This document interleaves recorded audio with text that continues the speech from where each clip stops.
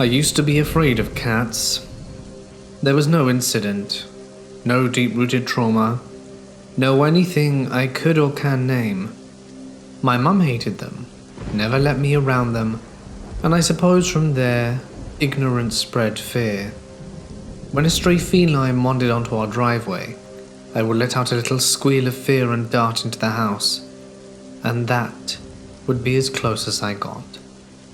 I used to be afraid of cats, until Holly. Holly and I spent our younger years together, from elementary to middle school, 3rd grade to 8th.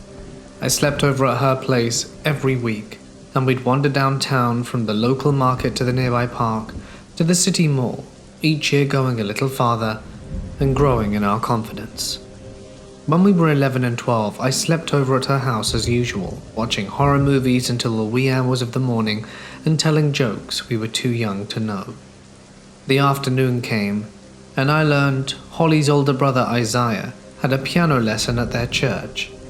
Already a godless little heathen, I wanted to stay at their house and play Smash on Isaiah's Wii, but Holly convinced me to tag along, saying we could play in their yard, and she could finally introduce me to a cat. I eventually agreed, and into the minivan we piled. Her mum dropped us off and went to run errands. Isaiah strode towards the main building, and Holly and I went trampling through the long grass, a row of houses laid on dilapidated property, on the other side of broken down fences. These houses and these buildings lay beside an empty road. Holly squatted down next to a hole in the fence and started clicking her tongue on the roof of her mouth. I stared at her blankly for a few moments before looking towards the road. No cars, no people, nothing. When I finally look back, I see her holding a dark grey cat. Even my inexperienced eyes could tell she was older, and based on the unimpressive look on her mushy little face, she was probably accustomed to being picked up by children. Holly explained that this was Bubbles, who constantly wandered over to the field outside the church in search of food, or butterflies or whatever else cats look for. He'd been doing it for years, so being picked up by children was nothing new for him. In short, he was the perfect cat for a girl afraid of cats to try and meet. I let Holly carry him as we wandered around the field, occasionally leaning over to give him a tentative pet. When boredom, as it inevitably does, infected us, we set our sights on the building closest to us. It was technically a church property, and Holly explained that, but they rarely used it. Some classes were held in the upper levels, but usually the bottom floor and entire building were deserted. What were we to do? 2 girls and a cat walked into a bar, and I forget how the rest of this joke goes, so we wandered into the building, Bubbles meowing softly, but not sounding bothered. Most of the halls were speckled with dust, sunlight filtering in through dirty and shuttered windows. There were no lights on, and while we see switches all over the place, we're unwilling to turn them on. Maybe we just like the creepy atmosphere, but trapezing around like this is thrilling. When I ask her if we'll get in trouble for being here, she rolls her eyes and tells me to relax. That since her brother is here taking a lesson in the other building, we're allowed to be here. But maybe we should avoid getting caught. You know, just in case. The building had multiple exits, each leading to a different little area. One is closer to the main church building where Isaiah is. Another borders a small patch of woods, or at least a gathering of trees and flowers and squirrels. Yet another leads to a dirt road that spirals away to somewhere Holly and I don't know. As we pick our way through the hallways, we find a small banquet room. 3 dozen tables with long tablecloths pooling on the floor. 2 doors leading to a kitchen. As Holly and I walk towards the doors, our voices, a low whisper and laced with giggles, we hear it. A slam. We look at each other, Bubbles grumbling at the sudden sound, inconsistent footsteps echoing down the hallway, stomping and stumbling and sliding along the linoleum floors, slumping into the walls and slurring speech. It's a man, and because I don't speak the language, it's all I can gather. Is this what a drunk person's like? It had to be. I don't know what he's saying, but I can recognize the language, and I look to Holly. I can tell she understands because her face is pale. We hold our breath, praying to the god of this building, but the man is getting closer. Holly grips my arm and drags me towards one of the tables. Immediately understanding what she wants, I crawl under the table waiting for her to join me before pulling the tablecloth back down. We stayed silent, shaking, listening to the drunken man enter the room.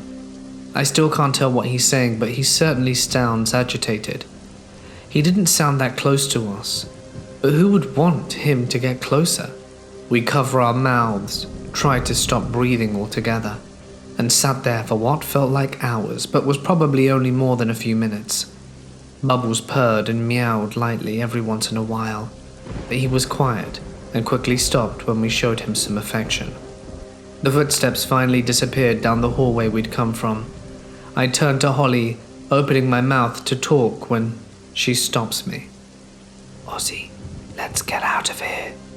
I nod in agreement and squirm out from under the table, the two of us silently making our way down the hall that the man had just stumbled from. We emerged on the dirt road and without a second thought circled around the building back towards the door we'd entered from. Maybe the man was still stumbling through the building, or perhaps he'd already left. But when we entered the field, we were once again alone. Holly never told me what the man was saying, and like stupid children, we didn't tell anyone what happened. We didn't want to get in trouble for trespassing after all.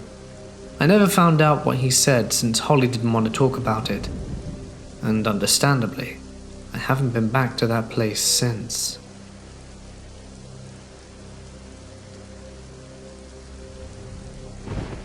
I'm a relatively new dispatcher. I've been working for about a year and a half in a small town. I work 4 10-hour shifts, and 3 of those I am alone for the entire shift, working police and fire. In the last year and a half, I've never lost anyone. For some reason, my welfare check calls had all been false alarms, and my medical call EMRs were always able to get them stable enough to wait for an ambulance. Those calls were few and far between for a start, but all turned out okay, and I was still very green in that respect. About 2 weeks ago, I had someone call from out of state in near hysterics because a woman in our town was sending cryptic statements to her via text about ending her life, but no one knew exactly where she was. M had made statements about not being far from home and something about a cemetery, and that she was going to use a rope. The family member said M had made an attempt about a month prior, but law enforcement arrived and saved her life. I called the last person M had seen, and then called every person M was known to associate with for a vehicle description, clothing description, mood, anything that could help me. I also started a ping on her cell phone and had officers checking all local cemeteries and requesting help from the sheriff's office when the ping was located just outside our jurisdiction. Eventually, the sheriff's deputies found M unresponsive in a cemetery a 2-mile south walk from the ping, but it was too late. It was the first person I'd ever lost, and I beat myself black and blue replaying all the calls in my head. Everything anyone had ever said, everything I did. Did I do everything right? Was I fast enough? What if I were faster? Did I miss something that could have helped find her in time? We had a picture of her in our system, and I dreamed about her for at least a week. Tonight I get a call from a suicide hotline, advising of a male with a sharp object walking through town with the intent to end it all. That night, with M came rushing back, and I started to get almost nervous, but also was determined that this one would be different. I pinged the phone and got officers moving, looked up his file to see where his past incidents had occurred for maybe a clue of residence. I even got a tracking dog to try and locate. As I'm on the phone requesting my 3rd ping update, an officer called out with him and he's okay. He's emotionally upset but physically okay, and I felt the air go out of me. Once they cleared, I had an officer come in and watch the comms so I could step outside, and I felt like a weight had been lifted off me. I saved this one. I felt like crying, and I don't know if that's normal, Maybe I'll actually sleep tonight without seeing M's face. I know it sounds like a pointless story, but no one really understands what my career is or what goes on with it. I just needed to share it with you all. When I was younger, every year for Christmas I would drive upstate to my aunt's house along a stretch of highway. I cannot for the life of me remember the name of this road. All I know is it runs nearby Akron at some point. However, most of the drive is through rural areas with little to no towns nearby. It was the dead of night, and my groggy self had gotten off a long shift and had to drag my ass to my aunt's house, since my extended family was expecting me there the following morning. Halfway through the drive, I realized I was low on gas, which irritated me. My brother told me he had filled it up the day before, so he either forgot or was straight lying. I saw an archaic-looking sign for a gas station off the next road. It wasn't an official road sign, literally a pole with a slab of metal attached with gas off next exit, or something along those lines painted on it. That seemed a little sketchy, but people do the same thing with fruit stands on highways, so whatever. I pulled off at the next exit on some dilapidated country road through dense woods. The whole thing was creepy and surreal. I kept expecting Leatherface to come running out the trees with a chainsaw. Eventually I came to the gas station and quickly realized it hadn't been open for years. It was all rusted and the convenience store roof was caving in. The gas pumps had all been taken out as well. I pulled over next to it and checked my gauge. I probably would only make it another half mile before running out. So I called AAA and they said they'd send a truck over. Now I was playing the waiting game. I left my engine on because when the headlights were off everything was pitch black, and my paranoid self wasn't sitting next to an abandoned gas station in the middle of a forest in complete darkness. So most of the wait went uneventful until I sensed movement around the side of the old store where my lights are pointed at. I look up but didn't see anything, so I look back down at my phone. Then over the sound of the night I hear someone yell, "Hey buddy, come over here," in a demanding tone. I look up, and there's a dude standing by the old store looking towards me, illuminated by my headlights. He looked like a run-of-the-mill homeless guy. I was honestly spooked and figured he must have been squatting there. Still watching him, I rolled up my windows and yelled something like, "Yeah, what's up?" Still mentally crapping myself. I had my foot ready to floor it out of there at the first sign of trouble. "You got any change?" "No, man, I don't." I look up at him. He has this kind of vacant expression and is standing stiff. Then I see more movement. There are heads.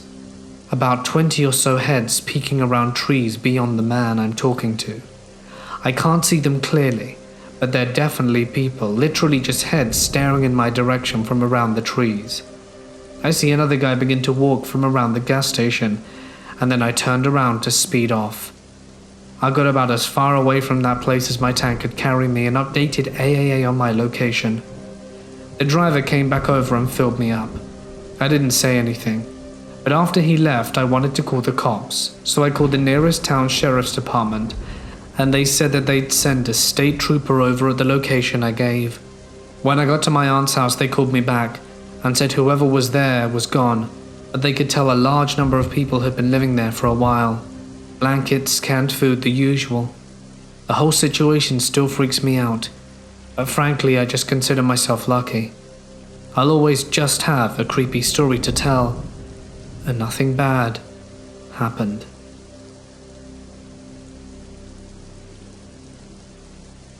My father tells me this story of my childhood every once in a while. When I was around 6 years old, my dad's best friend ended his life. His name was Joe. Obviously, it was a very rough, emotional time for my dad. Joe was my dad's best man at his wedding, the one guy who was always there for him. After my dad got married, he and my mum left Joe and the town they were in to start a life outside the town they grew up in. After years of moving around California, my family eventually moved to Utah, where my father worked for a successful internet business. Joe stayed behind in Washington because my family was so far away from their old life with Joe. There wasn't a lot of foresight and warning that Joe intended to end his own life though. Joe's sister apparently had been blaming Joe's wife for her brother's suicide. Joe and his wife drank a lot of booze, and probably as a result fought a lot. My father had always said they were a passionate couple. Yes, they would fight often, but he hardly knew two other individuals who were so completely in love, and for this reason he didn't believe it. A few days after Joe ended his life, his widow called up my father sobbing, saying about how she thought it was all her fault.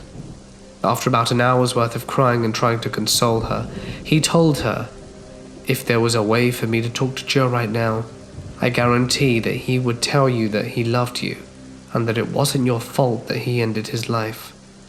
Crying, she still didn't believe him, but she thanked him for the kind words and let my father go.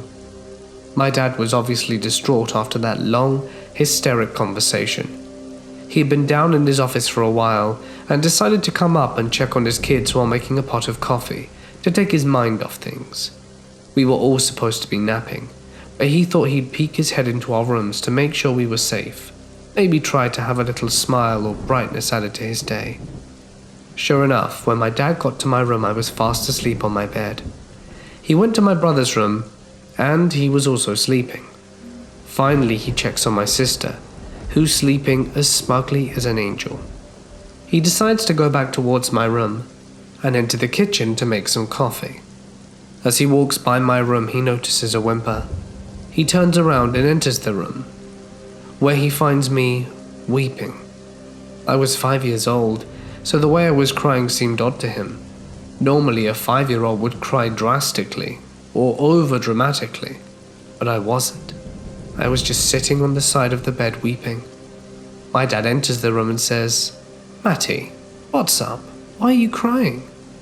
It's then that I stop crying for a moment, look at him with teary eyes and say, "Rick, it's not her fault. I love her. It's not her fault."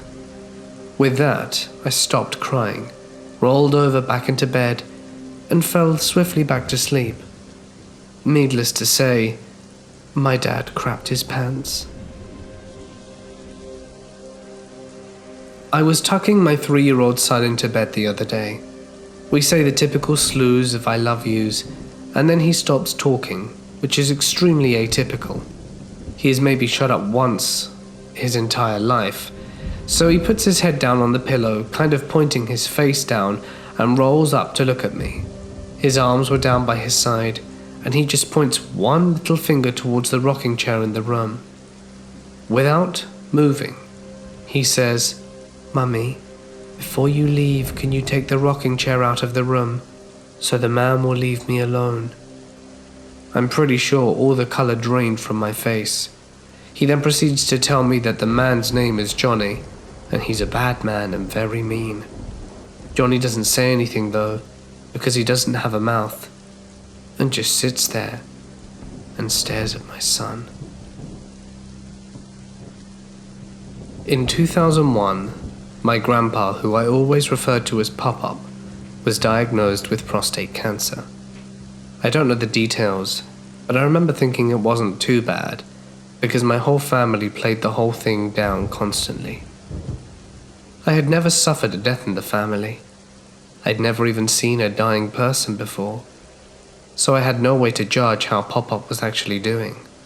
So I accepted my dad's insistence that his father was doing just fine. Eventually the doctors told my family to take Pop-Up home. My parents assured me it was because he was getting better. Obviously my dad would be at my grandma's and Pop-Up's house every morning to help out, but after he had done everything he could for them, he would return home and ask if my sister and I wanted to go see them. We would obviously say yes, and he'd hop back into the car and carry us back out to their house. One day I remember having a really strange dream. It was cowboys and Indians. I've never been interested in westerns and all of that, but my Pop-Up loved them. Suddenly, he appeared in my dream.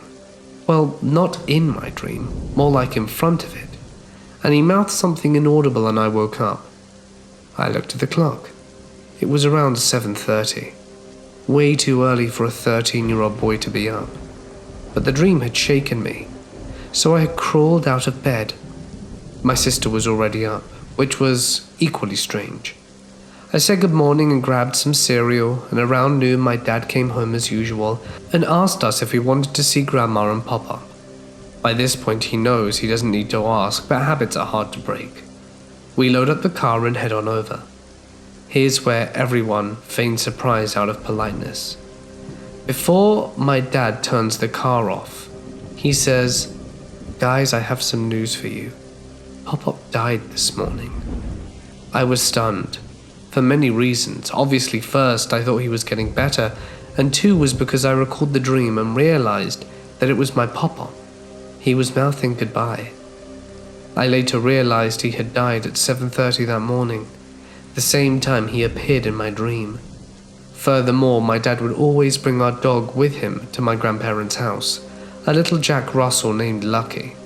Lucky would always hide under the hospital bed my Pop-Pop was in. The day Pop-Pop died, Lucky skulked out from under the bed, and as he took his last breath, Lucky took off on the far side of the room and let out a chilling howl. I'm from a city in Australia called Adelaide, and a pretty smallish population of about 1 million compared to the rest of the country. My friends and I for the past year have been pretty heavily involved in draining and urban exploring, water drains, abandoned buildings, etc. But due to our city's small population, there are a pretty limited amount of locations to find. So my friends and I were pretty ecstatic to find a new location being passed around by the urbexing community, known simply as Heaven's Gate, an abandoned retirement and brain injury ward that was scheduled to be demolished but had been down for a good 5 years. Now, usually when a building is abandoned here, it gets pretty tightly locked up, boarded windows, padlocks, etc. But whenever an abandoned building gets scheduled to be demolished, they unlock everything, for workers and construction site managers, I presume. Anyway, my friends and I traveled to this location, which is pretty well hidden behind a lot of vegetation and a large iron fence, but still located next to a main road with houses adjacent to the complex. We jump the fence and go about our exploration, taking photos and just messing around like teenagers do. The majority of the building had been trashed, and we found a few sleeping bags and hundreds of empty spray cans. I'm guessing the majority of the residents were Italian and Greek, as there were a lot of Greek and Italian books and posters and VHSs littered in the rooms. My friends and I explore the complex without any problem and leave within an hour of being there. The problem is my friend moved too fast through the place, so a lot of my pictures I took on my Nikon were either too blurry or too dark, and I really wanted to get a few good shots before it got demolished. So the same night I went back at around 9 to 9:30, taking photos throughout the building. I followed the main hallway as you go through the back side of the building, intended for nurses. You can get lost easily. So the building is a pretty dark place, but I brought a pretty powerful hand torch, and my Nikon has a flash, so I can see pretty well. I make my way through the hallway and pass through a set of hospital doors. These doors were being held open by chairs that you just had to climb over. Now, this section of the ward was the brain injury or mental ward for patients with disabilities. The doors were electronic, but since the power was off, I think someone managed to open them with a crowbar and then leave them open like that. This was to make sure that patients wouldn't accidentally walk out. As I make my approach through the metal ward, taking photos, I suddenly hear a loud bang, almost like shelves or a book slamming, almost making me crap my pants. I stick my head out the room, the one I was currently in, I think it was like a TV or recreational area, and look down the hallway to see that one of the chairs had been pushed out the way, and the door closed. To this day, I have no clue how or what would have moved the chairs, as it was filled with sand to prevent patients from throwing them or using them as weapons. It takes at least 2 to 3 people to lift them. Anyway, the doors are shut, and I run over to see if I can open them, and I try and push and nothing works. So I start spamming the button like crazy, but obviously the power's off, so that doesn't work either.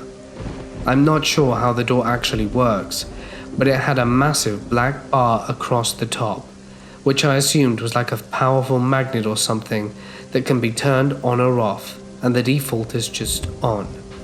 Anyway, with my failed attempts in opening the door, I try to press forward to see if I can find another exit.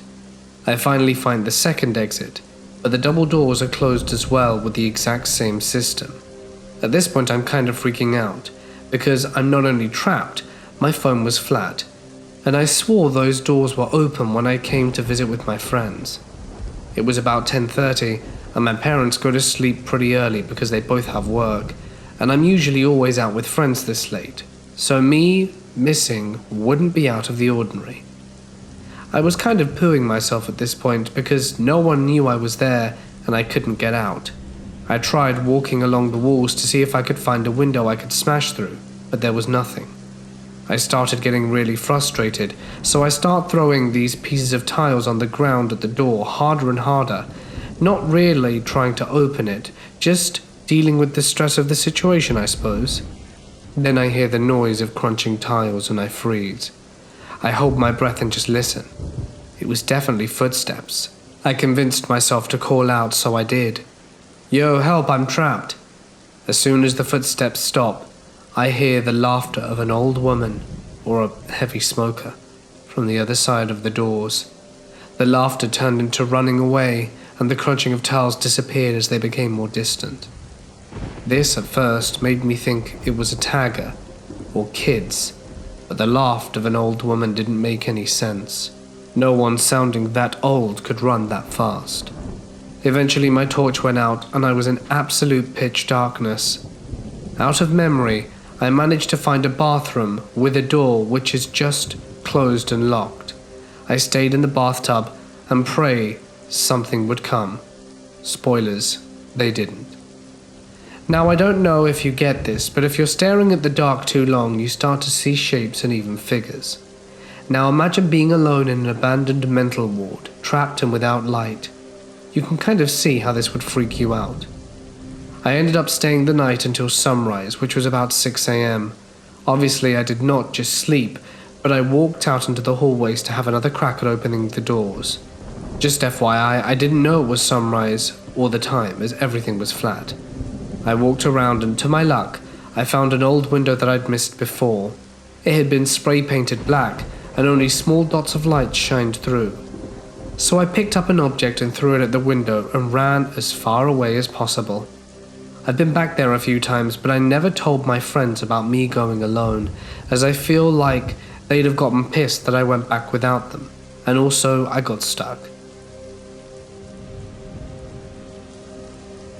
I am a 25-year-old female, and this happened about 2.5 years ago, in the winter of 2017. My girlfriend and I were living in the centre of a popular and busy street in England, in a ground floor flat. The street we lived on was just off a very busy road that had about 1,000 pubs on it, so it was normally quite populated most hours of the day. The flat we lived on was about 7 in an old converted bakery. There was a very large, locked wooden gate with a buzzer, and the flats were all in a courtyard behind the gate. We shared the flat with my mum. Our bedroom windows faced directly onto the street where people would walk past on the pavement. On this given night, it must have been about 2 a.m. My girlfriend and I were laying on my bed watching a film on my laptop. My bedroom, like most UK bedrooms, was a tiny, shoebox-sized room with a bed and a wardrobe and about 5 square feet of extra floor space. Comfy. My window was right next to my bed and faced out onto the street. As we were laying on my bed, someone knocked on the window. That wasn't unusual. I had quite a few friends that lived and worked near my flat, so we didn't think much of it. We continued watching our film and settled down. And about half hour to 45 minutes later, there was a massive bang on my window that sounded like someone slammed their fists against it and ran off. We were a bit startled, and decided to go take a look outside, as it was evidently not one of my friends at this point. We went into the courtyard and opened the main gate, and couldn't see anyone on the street at all. It was freezing and snowing, but still unusually quiet. We stood there for about 5 minutes, just looking around. I noticed a small man on the other side of the street, wearing a mid-length trench coat and heavy boots. But as my eyesight is awful, and I never wear my glasses, I didn't actually see any discerning features. He was on the opposite side of the street, and I was walking along the street from the main road, from left to right, up towards our flat. I just got a bit of a strange vibe from him, and pointed him out to my girlfriend. We both just stood and watched for a few minutes, and as he passed, he didn't turn to look at us or anything. After less than a minute, I looked to my right and saw that this same guy had now crossed over to our side of the street and was walking towards us. My girlfriend and I watched for a minute, and then proceeded to panic and shut ourselves behind the gate. Instead of going back into our flat, we crouched down out of sight, so we could watch through the gap under the gate to see if he passed by. The thing I remember the most vividly is the sound of his boots creaking on the snow, and watching him come to a dead stop directly outside the gate. My girlfriend and I were both now suitably crapping ourselves, and were quietly hurried back inside. Our flat had an open-plan kitchen and living room, with a door that led to the straight hallway. My bedroom was right off at the end of the hallway, and my mum was off to the right.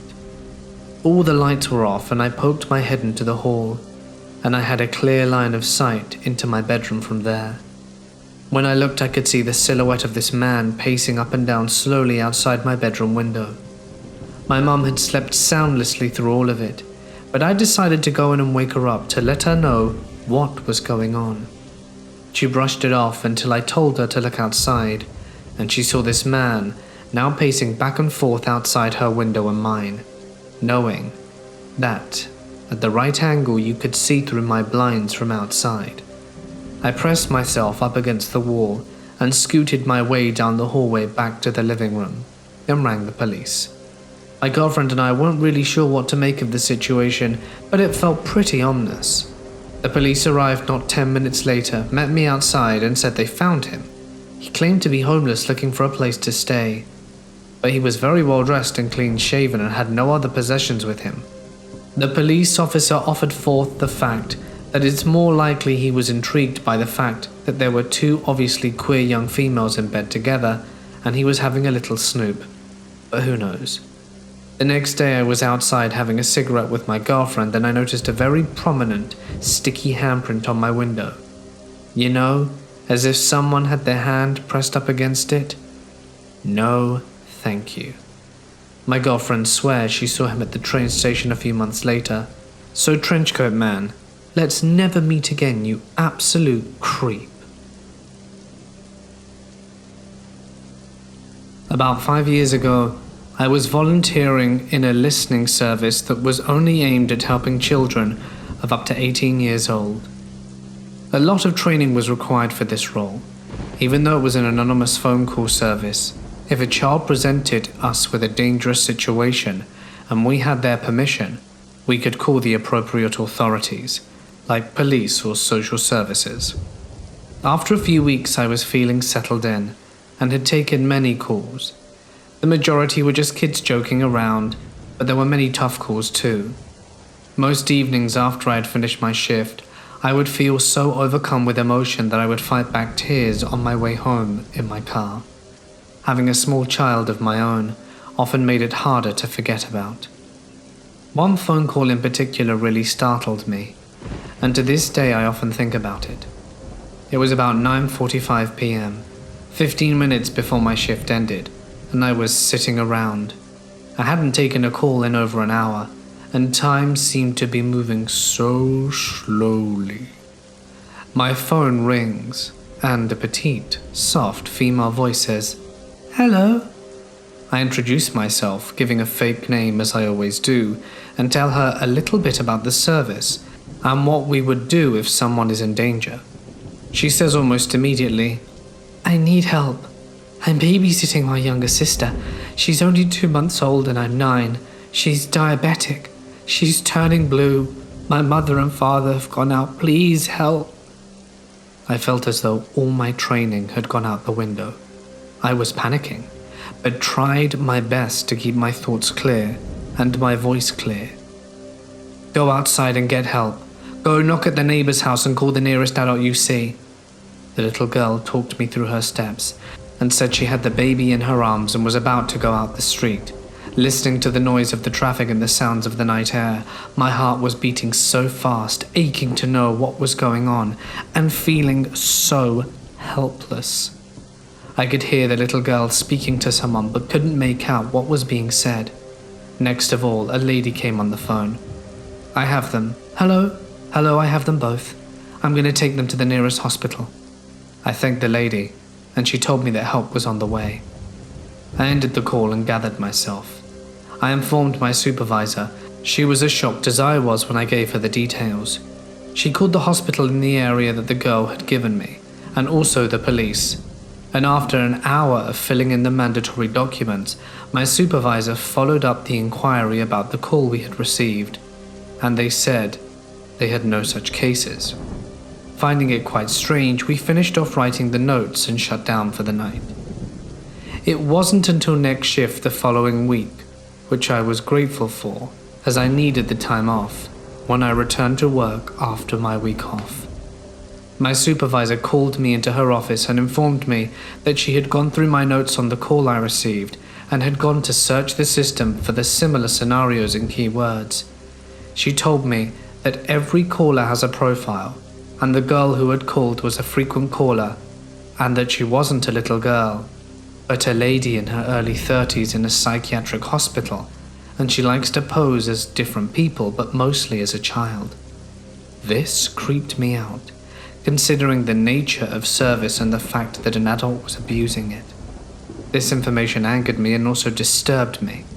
I felt silly and naive, as I had believed this girl's story. Over the next few months, she called a few more times under different descriptions, and always posting as a vulnerable person. I wasn't there for much longer, but that story always gives me the creeps whenever I think about it. This happened about 11 months ago when me and my wife got married in June. I'll never be so grateful that I have a habit of locking doors. Our wedding day was coming to an end. Family and friends were slowly starting to depart, as me and my wife Diana took pictures and chatted with some of the guests who stayed a little longer and were just having a good time. It was a great day and a lot of fond memories were made, but what we least expected is what happened that night as we were on our way to our honeymoon. As me and Diana said goodbye to the last of the guests at around 9 p.m, we got into the car and headed home. We had our bags packed prior to the wedding day for Cancun and were ready to go. I live in Washington, and we were in a bit of a hurry because instead of flying out from Seattle Airport in SeaTac like normally people do, it was a lot cheaper for us to drive up north to Canada and fly out from a Canadian airport. Also, me and my wife thought it would be fun to have a little road trip to Canada and then fly out from Canada to Cancun. Plus, it was only a 3.5-hour drive for us and cheaper, so we headed out. We had a great time driving, blasting music, talking about Cancun, and just being excited about the new chapter in our lives.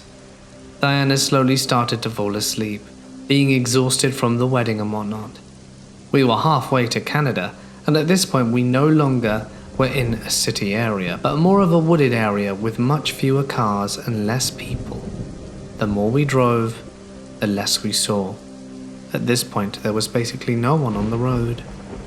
By the time it was around 3 a.m, we had some extra time on our hands, and I was starting to fall asleep too, so I pulled over at a gas station to grab a Red Bull to keep me awake. As I pulled in, I noticed it was completely empty. I was the only car parked, and I saw Diana asleep. I told her I'm taking the keys and locking her inside, and that I'd be right back. I wasn't sure if she could hear me, but she kind of motioned her hand, like normally people do when they're too tired to care. I came back around 6 minutes later to find my wife shaking and crying. I was confused and freaking out a bit, because I wasn't sure why. She couldn't even get words out at first, and after she calmed down a while later, she relayed the following.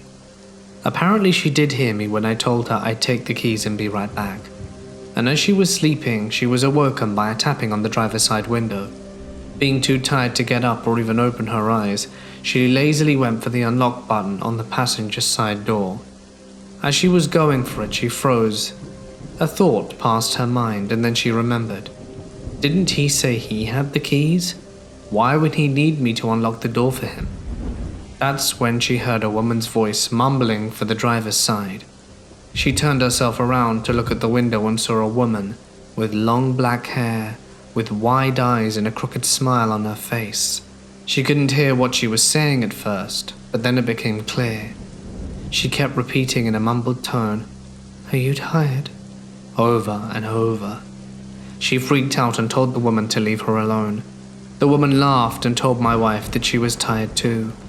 The woman never took her eyes off her and tried the door handle.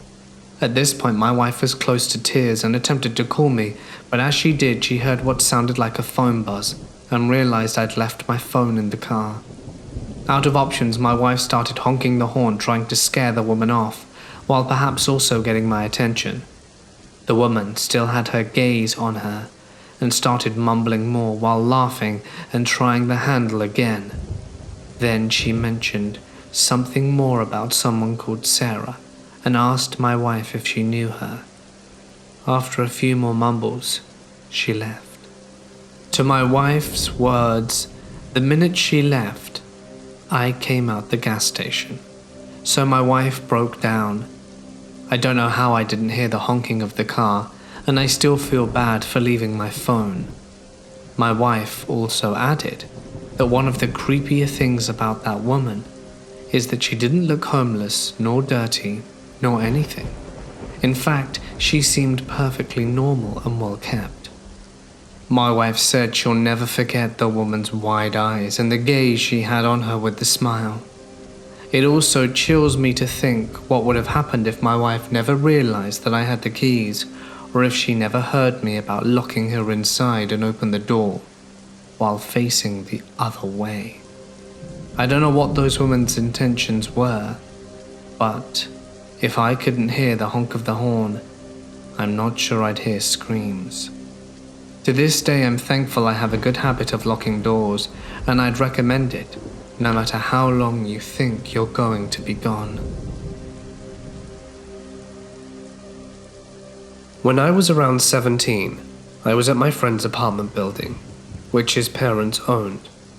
We had an apartment to hang out in on the top floor, and used to go to the roof to smoke. That night, we were about to go up, but I had to pee, so I told him I'll meet you up there. After I was done, I went to the stairs to the attic portion that was connected to the roof. There were no lights up there. So we used our phones to guide us. It was an old building, and the attic was creepy and cluttered all the time. As I made my way to the roof door, I saw a shadow pass by me. I followed the direction it went, thinking it was my friend. I kept saying that I knew it was him and to stop playing around. It passed me a few more times when I heard my friend's voice from downstairs. He got a call from his girlfriend and was in another room talking to her the whole time. I have no idea what that shadow figure was, and I still refused to go back up to that roof at night after that. I once had a friend that I knew for almost 5 years. I met him when I was only 11, and he was about 20. Despite the shady age difference, he never did anything that would make me think he was a creep. He was protective, yes, but in a fatherly way.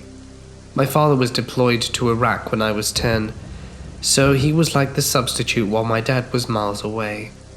We usually talked over Skype, and we would talk hours at a time. I had a friend who also talked to him, but not as often as I did. About a year ago, he died in a car accident with his cousin in Europe, and of course I grieved. It wasn't often that I would cry over anything, but this was something that hit me hard. This is only a little bit of a backstory. So I've always been someone who's trusted their gut. And strangely enough, even in my dreams, I've had small, harmless dreams which I experienced the same thing a few days after the dream. One night I had a dream. I didn't remember much of it. I always thought of it as just being a stupid, weird dream I had. I was outside someone else's house. We were jumping around on a pile of junk, and just as we were having a good time, there was a fallen tree leaning against the pile. I don't recall much from the dream, but most of the scene I was placed in. Of course, it didn't bother me. It wasn't scary, so it didn't worry me. A few weeks later, my mum suggests I spend a week at my cousin's house, who lives out in the country. Of course, I accept, since I wanted to get out the house for a little while. That week, I headed down to where they live. They had a huge yard with a silo, a barn, and a worn-down hog barn. Right next to the hog barn was a large pile of metal sticks, rugs, and basically a bunch of trash. Next to that was a tree. It was split in half, with one half leaning against the scrap pile. I didn't quite think of the dream since my memory is pretty bad at times, so I just saw it as normal. The first week goes by and my cousin suggests we go outside for a bit. I agree, finding nothing else to do in their home, and we go out and walk for a bit and talk before I make it to the scrap pile. I was the one who suggested we climb around it, so we did. We both climbed to the top and found a cozy place to sit. I sat on one of the branches of the broken tree, and she sat further across the pile from me on an old rolled-up rug. I can get pretty hyper at times, and it makes it hard for me to sit still sometimes, so I started bouncing on the branches. Of course, our 160-pound girl bouncing constantly on the branch is going to make it snap. And that's when it did. I snapped, and the tree fell. I tried to grab onto whatever I could, which was a small twig, which snapped easily and sent me falling. I fell straight on my back on an old gutter that was facing down. The sudden events left me shocked and unable to move, and as I was slowly rolling off the gutter, below the gutter was a thin metal, sharp, jutted metal sticking up that was surely going to impale me if I'd continued rolling over. As I rolled though, I felt someone grab my arm. They pulled me back to balance on the gutter, and I was able to sit up and safely balance myself. My first assumption was that it was my cousin who helped me. But the creepy part, I was about to thank them for practically saving my life, but then I realized she was halfway across the pile. Her foot fell through a screen and she couldn't get to me in time. Apparently I had rolled myself back before I rolled off. But I swore I felt someone pull me back. Someone who probably saved me from being impaled and getting severely injured. I immediately told my aunt about this, and soon my mother. My mother agreed with me that it could have been anything, but we're both convinced that it could have been my father figure, that he's watching over me. Tell me, what do you think of the situation? Because ever since then, I'm still contemplating on what it really could have been.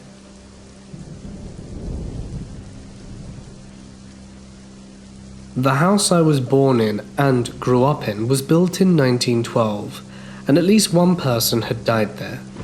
There was a crawl space that went from the back of my closet, where there was a hole about 3 by 3 feet, maybe 4, just enough to literally crawl through, that went to the back of 2 closets in the master bedroom.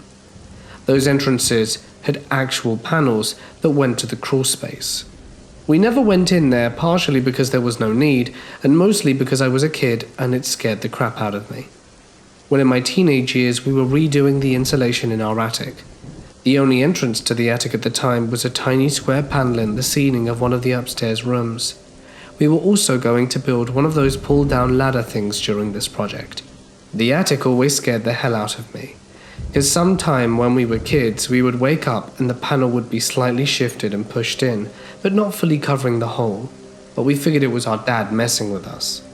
Anyway, the attic was unfinished, so we're laying on boards on the crossbeams, since you could hypothetically fall through the attic if you stepped poorly. I noticed that the attic goes back way further than I thought. I keep going with this terrible flashlight and see it actually drops down at one point to an area to the first floor. Then I see that it's connected to the goddamn crawl space, which is kind of weird, but whatever. I keep going and it drops down to this large area I would later realize is the roof of our porch. It was like a tiny room, but the floor was sketchy like the rest. There was a creepy wooden children's chair standing up in this room. There was also a board/piece of wood about a ½ inch thick in the room, the area of a rectangular sheet of paper. There were names carved into the board, one in each corner, top, bottom, left, right. The one in the middle and two randomly in between. The weird part is that the one in the middle was carved deeper than any of the others, then gone over in some kind of red ink. The weird part was that the name was scratched up like someone had gone at it with a knife in anger. The weirdest part is that it was my name, and my name has a semi-unique spelling, but I wouldn't say it's extremely uncommon. I've met a couple of people who spelt my name the way they spelt it, but still it was very weird. I didn't really think about it at the time. We redid the roof of the porch shortly after and pulled the chair and boards out. At the time I just dropped it and got the hell out of there. Last time I shared this story, people said a picture would have been great. I did get curious and thought I might have stashed it in the basement or something, but I asked my brother as he still lives in the house, and he says that we tossed it with the rest of the stuff we found there years ago. I am a 19-year-old female, measuring approximately 5'4", and I live in a relatively safe part of my city in Ontario, Canada. This happened last summer. You see, I usually use Uber Eats or a food delivery service akin to that when I want fast food at night, as I can't yet drive. It was summer, and I live about a 25-minute to 30-minute walk away from our downtown area, where there's the Wendy's and McDonald's, etc. It was still pretty light outside, and was going to be so for a while, so I figured I'd just walk to get some food and save some money and get exercise. My boyfriend, who lives half-hour away from me, and is quite overprotective of me, especially since I've had a bunch of creepy encounters before, was against my little outing, but I assured him it was light out, and I would be messaging him the whole way. I'm about 20 minutes into my walk, in a pretty open area with a field that leads into downtown, next to a usually busy road, but it was kind of empty and slow at the time. The long stretch of sidewalk I'm walking on has a chunk of apartments on the other side of the street that loops around from the top to the bottom of the stretch of sidewalk. I'm getting to the beginning of this long stretch before downtown when I hear something behind me and turn to see a guy, kind of sketchy looking, trailing behind me on a bike riding on the road next to the sidewalk I'm on.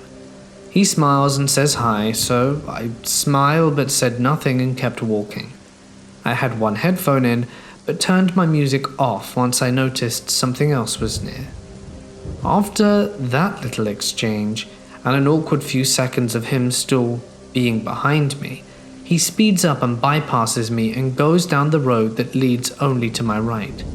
I've been texting my boyfriend this whole time, so I tell him about this strange little exchange, and he immediately tried to make some jokes that make me feel less weirded out, as I'm easily put on edge by people I don't know, especially males, as I've had a number of bad experiences and I'm quite small in stature.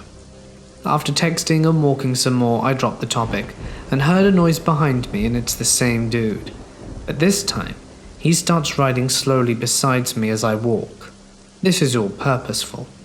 And from this point on, everything that happens I'm relaying to my boyfriend. The guy says hello again and asks why I'm out so late, as by this point the sun is setting.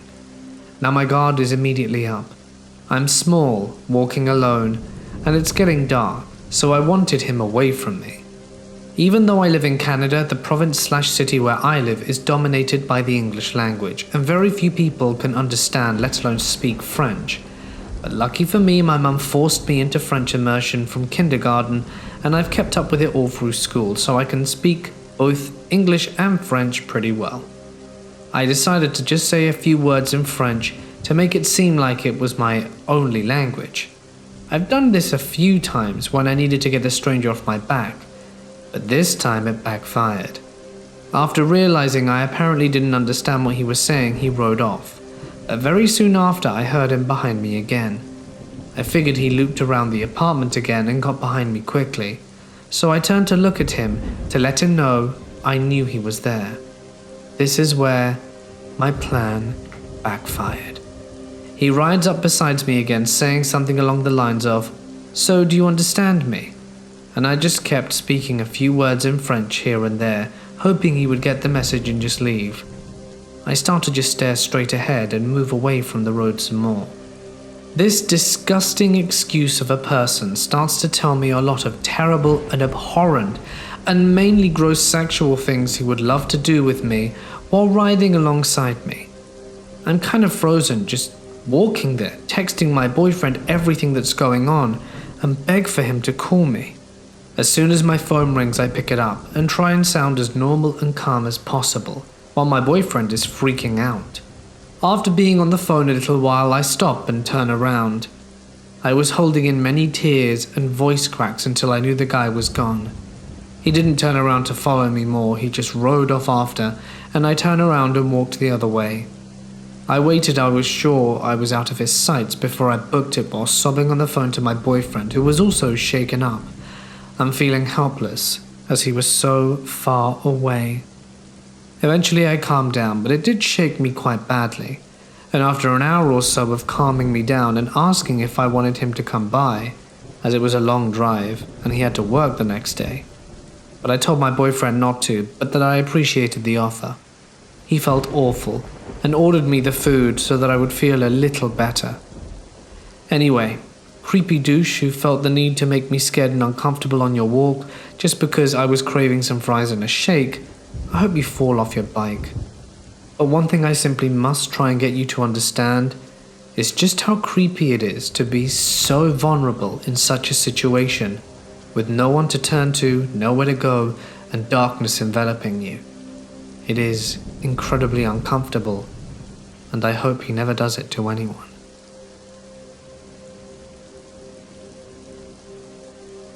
I spent nearly a decade working with a large law enforcement agency in my home state as a police dispatcher.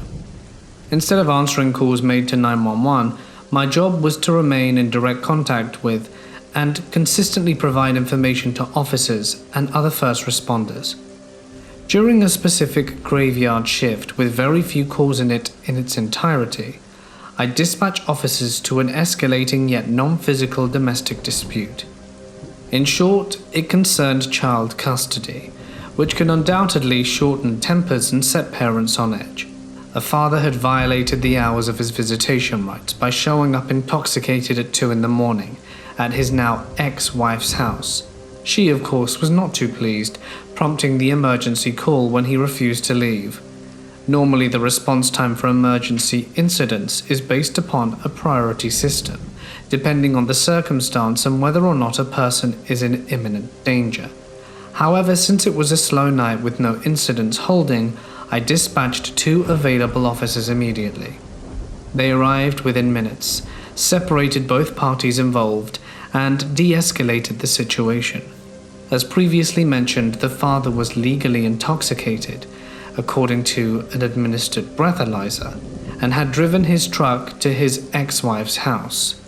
But since he had legally parked on a public street and wasn't behind the wheel when officers arrived, he wasn't charged with drunk driving. I ran his information and background, and except for a prior DUI, driving under the influence, and a couple of minor offenses, his record was otherwise clean and he didn't have any warrants out for his arrest. The primary officer, writing the report, that happened to respond was the patrol shift supervisor, my sergeant, a very nice man who earnestly tried to help every citizen he could, including cutting them some slack if an arrest was avoidable. He let the man off with a trespass warning and even gave him the opportunity to call someone to drive him home or use public transport and return for his truck the next morning, after he'd sobered up. Incredibly gracious considering the circumstances. But this wasn't good enough. The man opted for an Uber driver and the officers left after one had arrived. Apparently the father had told the Uber driver to drop him off just around the next corner and proceeded to call 911 again, demanding to speak to an officer. My sergeant was made aware of this and asked me if I would call the man back to see what else he wanted. Since it was extremely common for dispatchers to make callbacks, I had no problem with this request. The father proceeded to berate me at the top of his lungs, and I'm going to censor the incoming profanity. He called me, amongst other things, a worthless piece of trash, and he said he called me to help, but that I was siding with the woman, and to send the officers back now. I'd heard these expellatives hundreds of times and was unfazed. "I'm sorry you feel that way, sir, but I can send officers back to you. What's your location?" He proceeded to call me every name in the book, including several racial and homophobic slurs, and asked me, "What's your location?"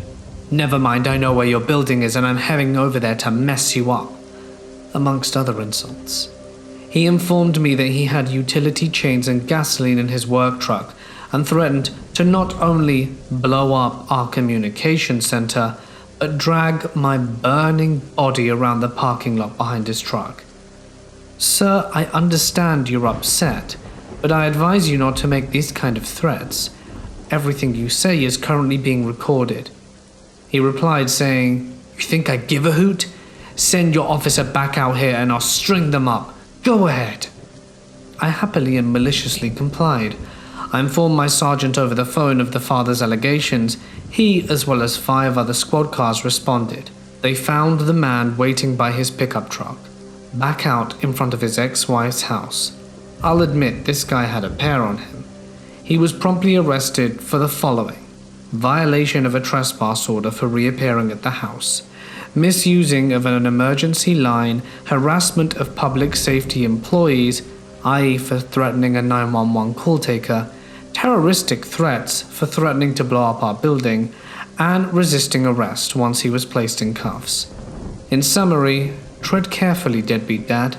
I'm armed with a phone, a radio, and a criminal database, and a patrol sergeant, and I'm not afraid to use them.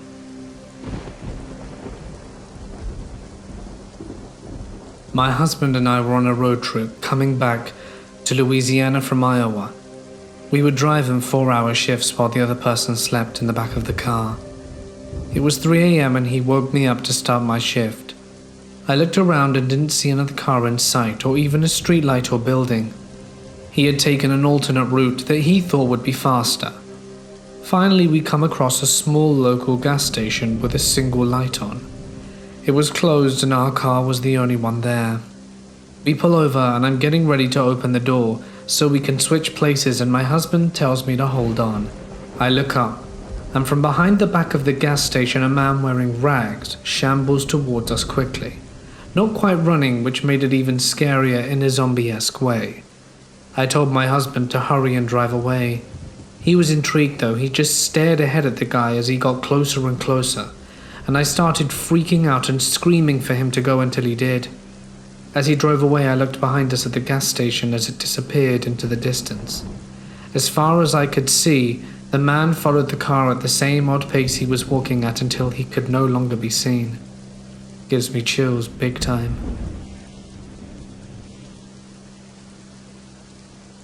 Many years ago, when I first met my ex and her family, they lived in a mobile home. My ex has this younger sister who is a bit messed up, in and out of psych wards and stuff. My ex and her younger sister shared a room in this mobile home. While we were dating, and before my son was born, she told me this story about how her younger sister would wake up and talk to the man in the hallway. The man always had a suitcase and wore a brimmed hat. My ex and her family always dismissed the stories as the younger sister was a bit nuts. Fast forward a few years, my ex and I had a son together. Her parents moved out of the mobile home and into a house, and we were renting the mobile home to my ex. Our son's room was in the exact room where my ex and her sister had slept in. One night after our son had gone to bed, he was asleep for a while, and we heard him get out of bed. We figured he would come out of his room and ask to use the potty. Instead, he started talking to someone and said, "Hi," and started talking about his favorite stuffed animal, which at the time was Ducky. Curious, I called back and asked who he was talking to. He pops his head out of the room and informs me he's talking to the man with the suitcase and who's wearing a hat. At the time, he was about 2.5, and had never heard about his aunt seeing the exact same guy. I have a younger brother who had an imaginary friend in his youth. He was also an avid sleepwalker. When he was around 3 or 4, he started talking to someone he called Friar. He described Friar as a dark-skinned man with little clothes who loved to hunt in the wilderness. Then one day, he told me that Friar used to live nearby in a house a long time ago, and then some white people came and burnt him alive and killed his village. Not exactly something you expect to hear from a 4-year-old. I remember I would be in my room and hear him talking like he was having a conversation, and when I would try and check on him, he would immediately become silent and turn his head as soon as I peeked around the corner. Very unsettling. Well, my older brother, the middle child, was visiting his dad for the summer, but the day before he got back, my youngest brother told my mother and I that Friar does not like it when brother is mean to me. He's gonna scare him. The night he got home, my mum and I were downstairs and heard a scream that I can still remember to this day. We ran upstairs and found the middle brother swearing that something was shaking the bed violently. It was a bunk bed. My youngest brother was sound asleep. A month later, my youngest brother took a bad fall and cracked his skull. He was fine but never spoke to Friar again after that. He would also sleepwalk constantly and show up right next to me in bed and stare at me until I woke up and promptly crapped myself. One night I heard the front door open and close, and since it was 4 a.m. I went to check it out. I opened the door and found my brother at the far end of the yard, in the snow, only in his underwear, staring right at me. Then he slowly waved. Those shivers weren't from the cold though. A few years ago, my brother would get a call on his cell phone at around 2 to 3 a.m. every night. He would answer it, and it would be this hellish-sounding noise, like static mixed with screams. He changed his cell number after about a month of it and it stopped. Then after a week or so it began again. The exact same noise, the exact same time. Finally one day he decided to backdial the number. It was an old man that had no clue what he was talking about, and still the calls persisted. If he didn't answer, it would call a few more times. No messages were ever left. He decided to say screw it, end his contract with the phone company, switched to a new one, and then got an entirely new number. You guessed it. The screaming static calls continued after a short delay. By this time he was terrified every night, unsure why this was happening. He backdialed the number again and got a different person. Around this time he lost his job and his phone. The calls stopped, of course. His phone was disconnected now. So one day my mum asked me to listen to this weird message she got on our home phone. It was the static screaming. We showed my brother and he was freaking out. He backdialed the number again, and it said the number was disconnected this time. Never heard from it again after that. It just started out like all our other urban exploration trips did. My reckless self and equally reckless friend had to make the long 40-plus minute drive, reaching our destination a little past 2. Fort Worth, Texas, home to the Main Street silos. After sizing up the impressive dilapidated structures that we sought to explore, we exited the car and set out on the short walk to the silos. The path required us to cross 3 sets of railroad tracks, surrounded by an overgrowth of wild grass and plants. It didn't look difficult, but the most treacherous obstacles were the small ditches between every track, filled with water, along with scattered debris and rocks. As we got closer, eyeing the easiest route through the tracks, a voice called out to us from below an overpass. "Hey." Instantly we both recoiled back, as this had been our first encounter with another person on one of our trips. We both looked at each other in disbelief until the voice called out again. "Oh, I'm sorry, didn't mean to scare you." Relieved, we realized the voice belonged to a homeless lady, taking refuge on a mattress nearby. My buddy casually called out and explained that we were just exploring, and that was it. We continued. Crossing the track slowly and carefully, we came to the site that we had long awaited. As per usual, the two of us began to investigate our surroundings, looking for any entrance or points of interest. This went on for some time until we found an open window in Silo 1 that led to a room within. In that room, there wasn't much to see except for a rusty ladder attached to the wall. The only way was to go up, however reckless we might be. We decided it wasn't worth the risk without investigating the rest of the site. Exiting the same way we came in, we resumed our path and decided to explore Silos 2 and 3.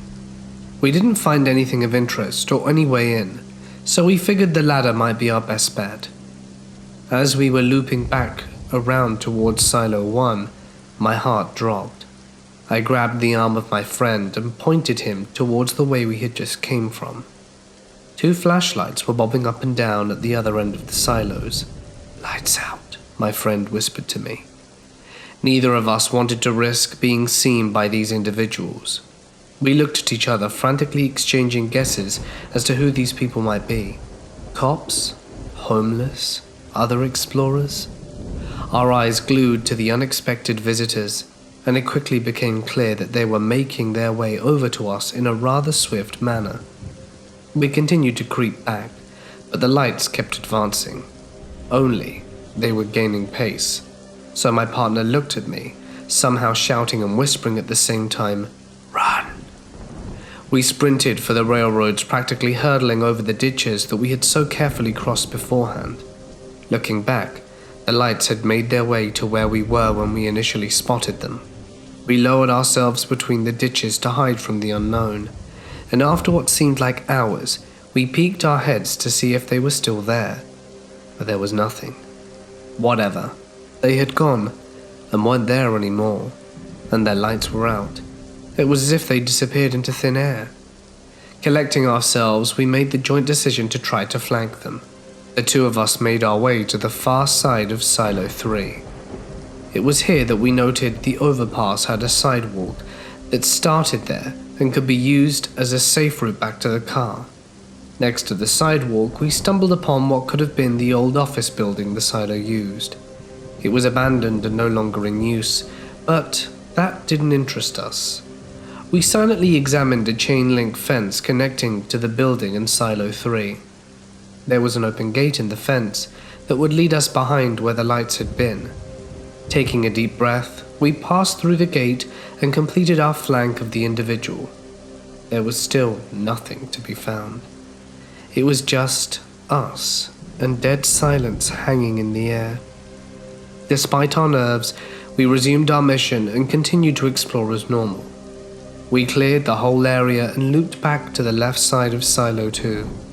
Moments later, my partner noted a cryptic 3-foot opening in Silo 2.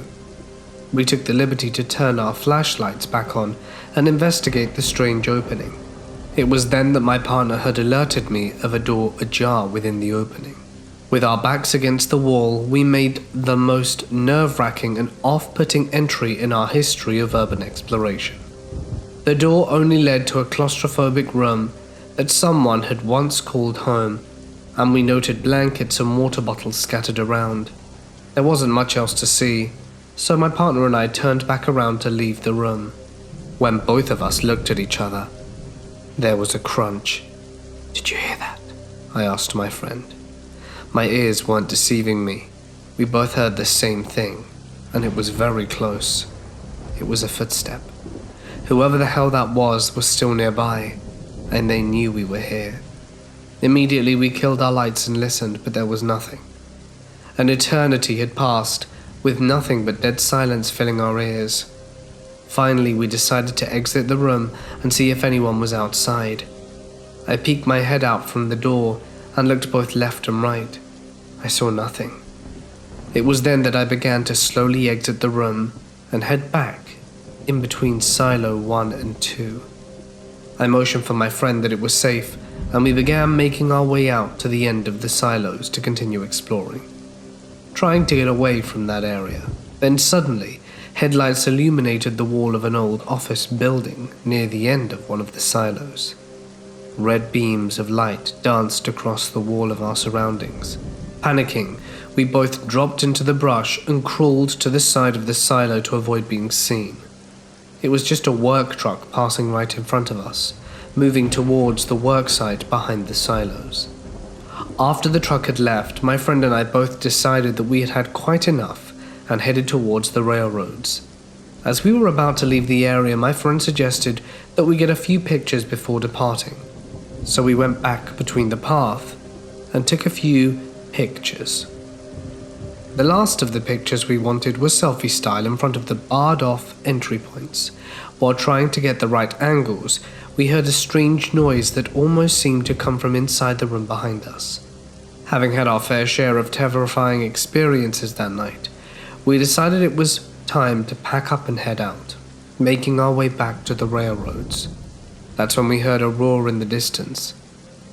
It couldn't be. It was chugging along the tracks closest to the car. An actual train. The train passing by meant that our safest path back to the car would be blocked off by thousands of tons of steel speeding by it. My partner wasn't fazed and told me to continue heading towards the train, as it would simply pass by and then we could get across it to safety. It was only when we got closer that we heard the screech. There's absolutely no way. This train wasn't going anywhere. In fact, it had stopped right there and then, dividing the line between us and the car. Almost instantly, another train came and was braking on the tracks closest to us. Not wanting to take our chances with the truck we saw working near the overpass sidewalk, we decided that, however stupid it might be, when the second train stopped, we would hop over and in between the carts to book it to the car. Patiently camping alongside the tracks, we waited to hurl ourselves into the closest cart and readily make our escape. This would have worked if our luck wasn't so terrible that night. Another roar emerged from the distance. A third train made its way along the middle track and began to brake. These were freight trains, so braking to a full stop was far from immediate. It was at this point my partner and I were in sheer panic. Waiting for this train to stop was a no-go. We were sitting ducks in an area where freeloaders and train hoppers ran rampant. We spotted another overpass in the distance and figured this would be our escape. It was the only way for us to go, and was away from the tracks, but not towards the silos. This next scene was something straight out of a movie. We had to stride through chest-high bushes and wild grasses to make our way to safety, running as fast as we could while battling off the vegetation. I yelled for my friend to hold up as the overgrowth managed to remove and swallow my shoe. After a frantic search, we found the shoe and continued our pace.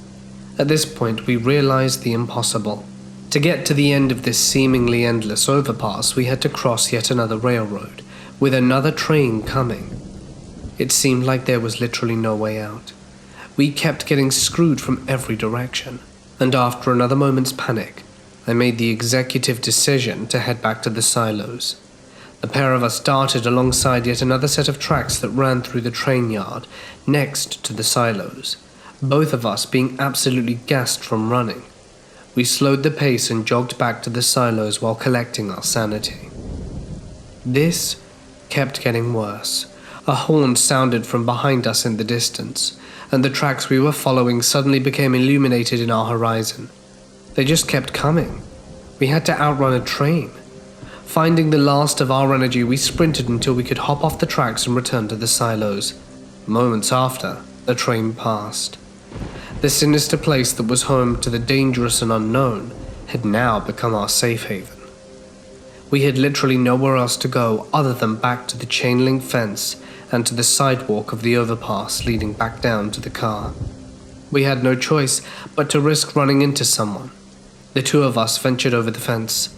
At this point, we were both satisfied with being alive and threw caution to the wind and made it to the overpass sidewalk safely, did a victory dance, and finally made our trek back to the car. The The sound echoed across the wall of the silos. We had walked halfway across the overpass, admiring our surroundings and coming back to reality. We stopped in front of our tracks when we heard an ominous screech. It sounded like it was coming from inside a silo, a child screaming in agony. An identical screech resonated once again, but this time coming from the houses on the other side of the overpass. It was someone's rooster, cawing in the early morning. It was 4 a.m. Time to go home.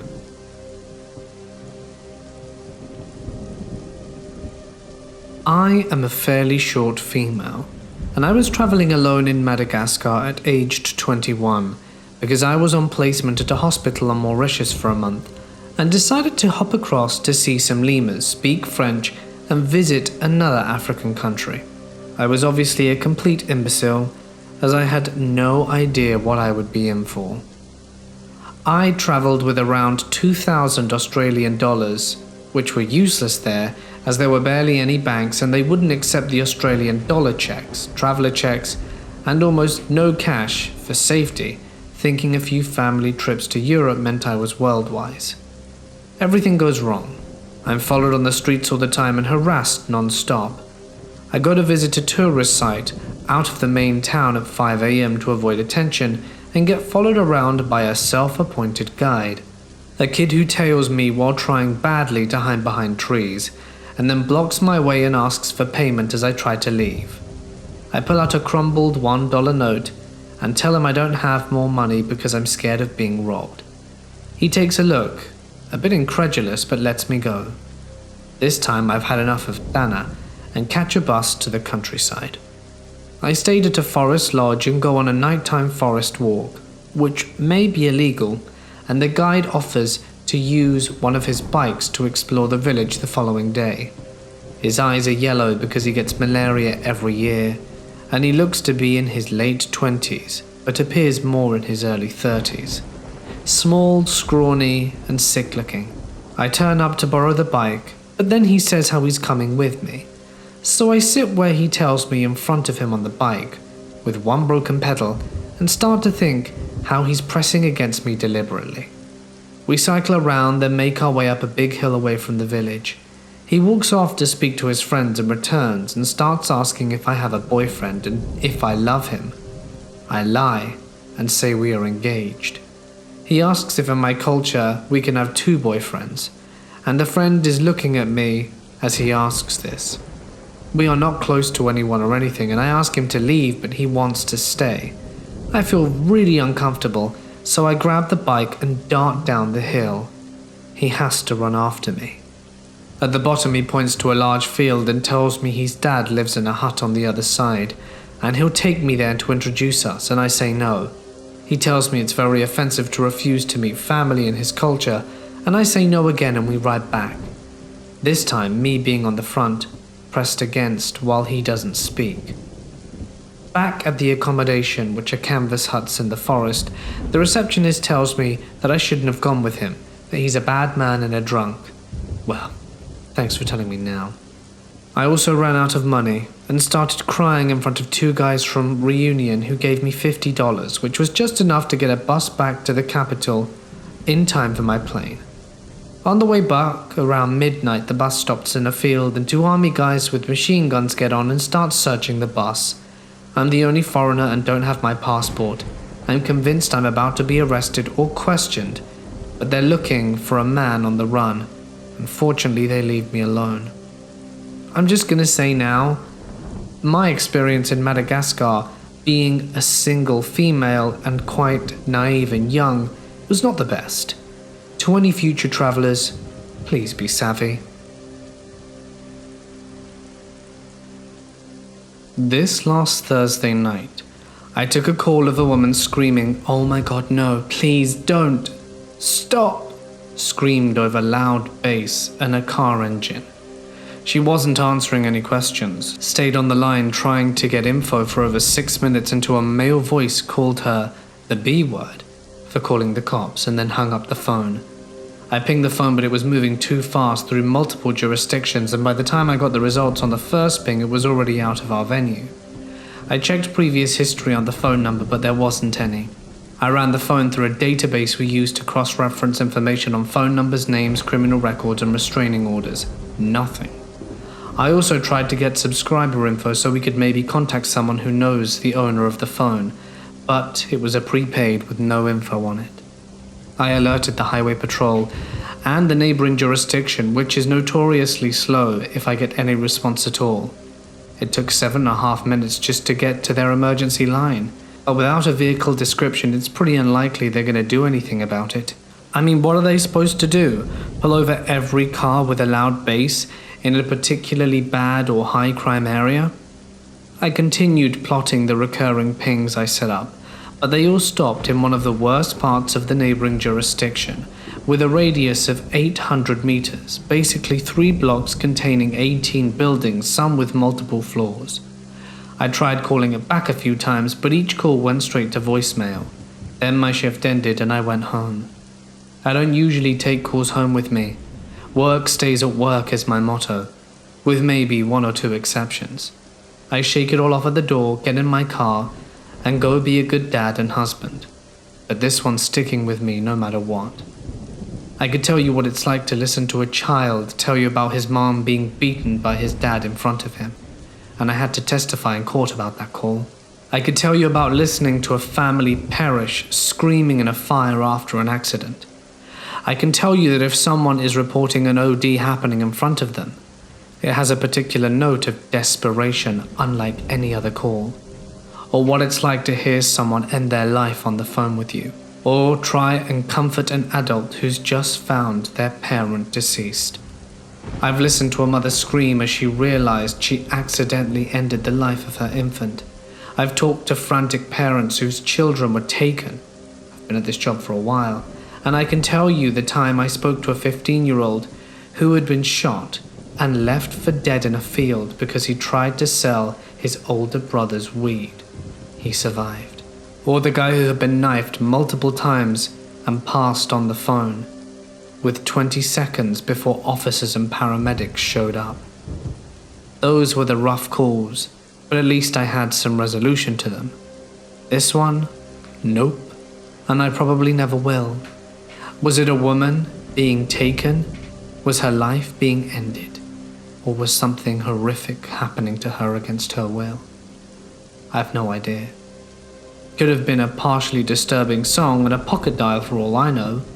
Was she found? Did she report what happened after? Is she alive now, or is she in an abandoned building? I don't know. Is there someone frantically searching for her right now? Did I ever meet her? Maybe. But I will never know. Not knowing is the hardest part of this job. I go from the start of one emergency to another in seconds. Questions, dispatch, help, hang up and repeat. In the rare case something really bothers me, I can usually ask the officer via his computer how it went, but I think I've only ever done that 2 or 3 times. This call? I'll never know how it ended or what happened. I did everything I could, only for it to mean absolutely nothing anyway. Now I'm sitting at home on my days off. My baby is crying, and my wife wants to tell me about some story or other she read on Reddit. Taxes are due, and I'm behind on paying bills a day or 2. And all I want to do is go somewhere quiet, drink bourbon until I'm not stressed anymore. But that's a bad route to go. I've seen others do it, and I'd never forgive myself for letting my family down like that. So instead I'm a little quieter than usual, and maybe not as attentive as I'd like to be, but I'll be fine for another day or 2. Just gotta suck it up and go back to work. 15 years until retirement. One night as a freshman in college, I was making the hour-long drive from home back to campus. I'd made the drive many times. It was a straight shot on a well-traveled, well-lit highway, so even though it was dark out, I wasn't worried about my safety. About halfway through the drive, I pulled over for gas. It was a brand new BP gas station with tons of floodlights direct off the highway, with a good bit of people around.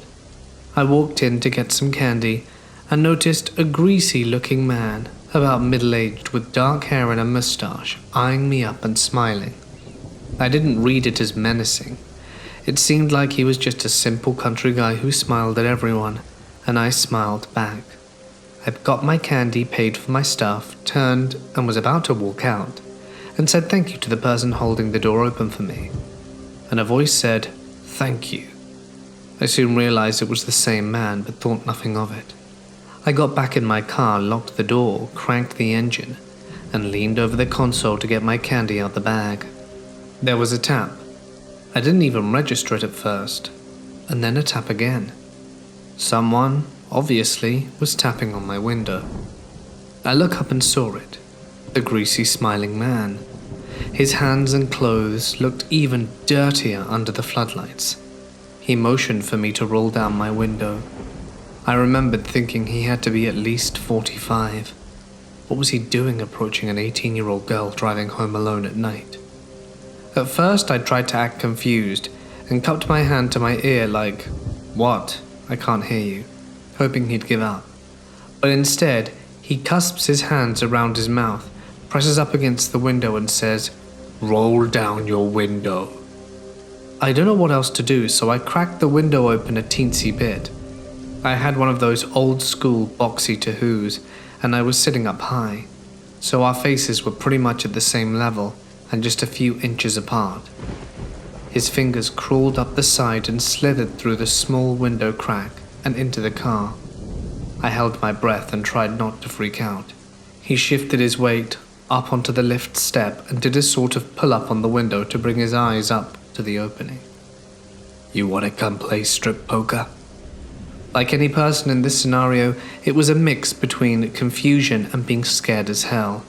It was like a deer in headlights trying to figure out what the actual hell to say to this creeper that will get me out of here without meeting my end.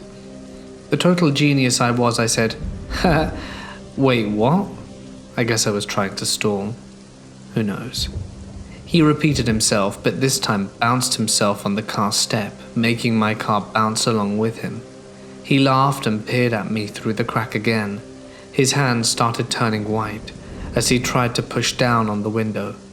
Then there was a car horn, and I thought someone was trying to help me. Nope. It was a bunch of his friends telling him to hurry up and get me to come with them. "Come on, girl, it'll be fun. We won't bite." They all laughed. "Ah, shucks. I'm sorry, but I really have to get back.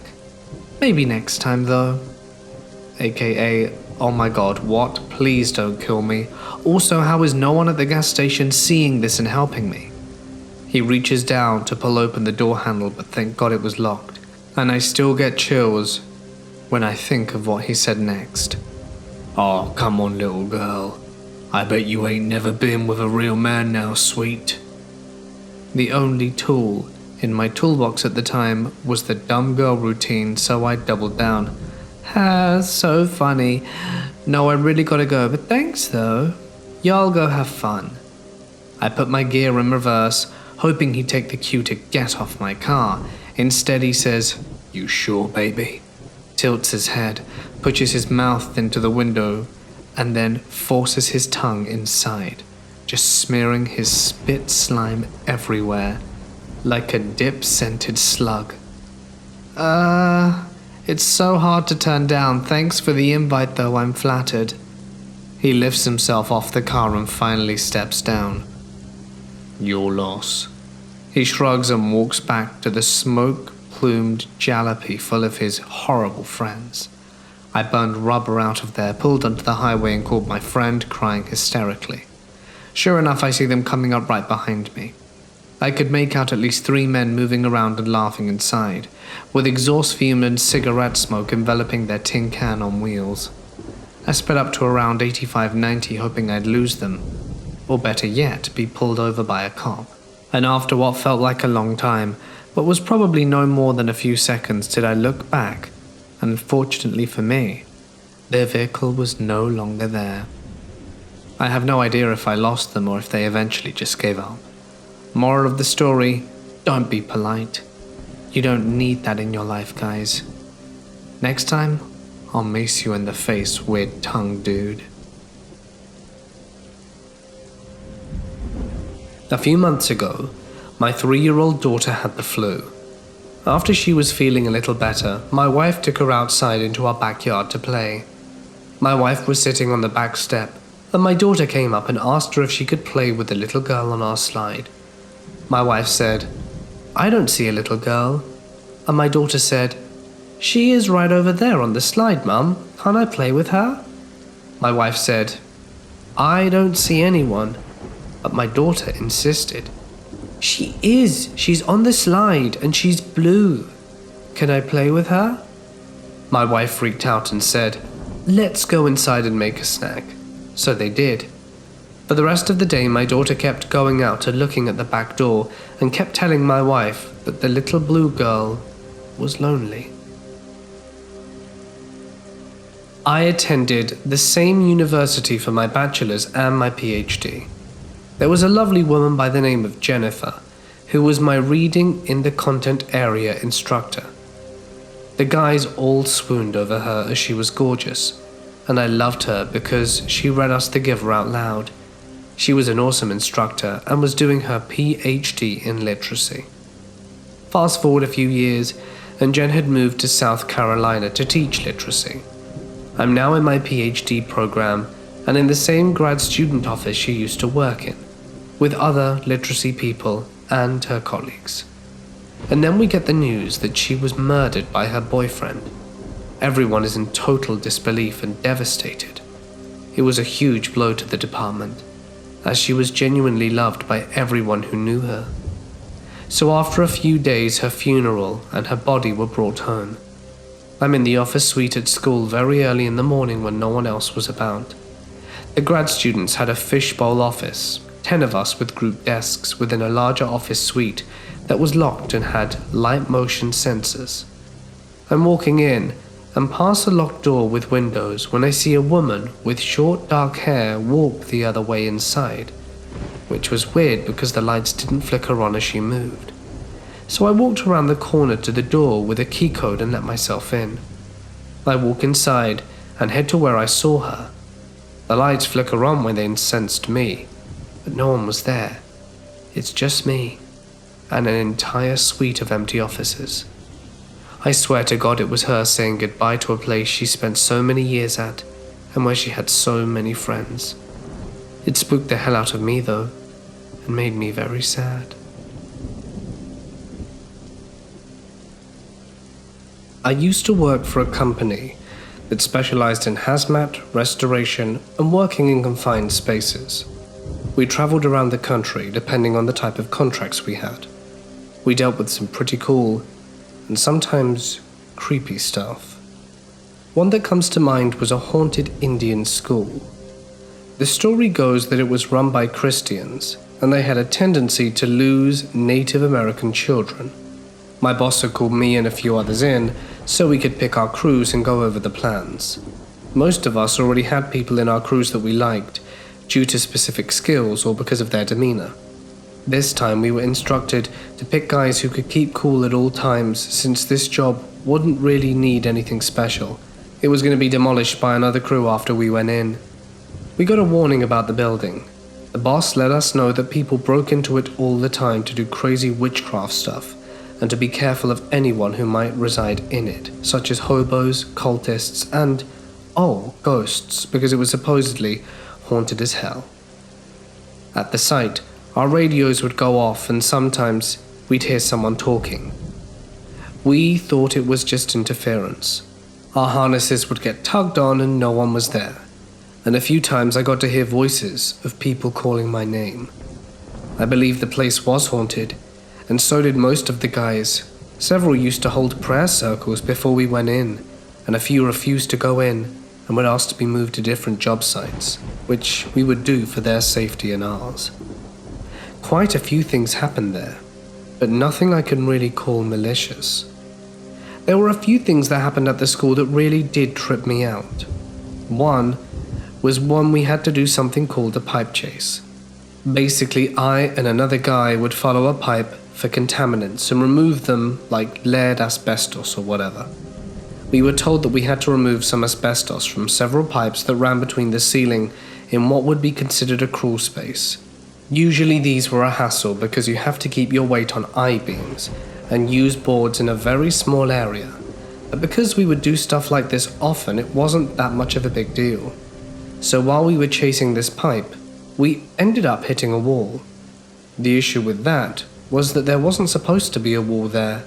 Where the pipe met the wall, we could see that it led to an open area that had more contaminants. Our plans had shown that there was no wall. So I contacted my boss and asked him if it was okay for us to burst through. He gave the okay after making sure it wasn't weight bearing and there wasn't another access to there without having to break through it. We were through after about an hour or two, making a hole big enough for me and my co-worker. Immediately after we crawled through, we noticed that the pipe led to the corner of this area and down.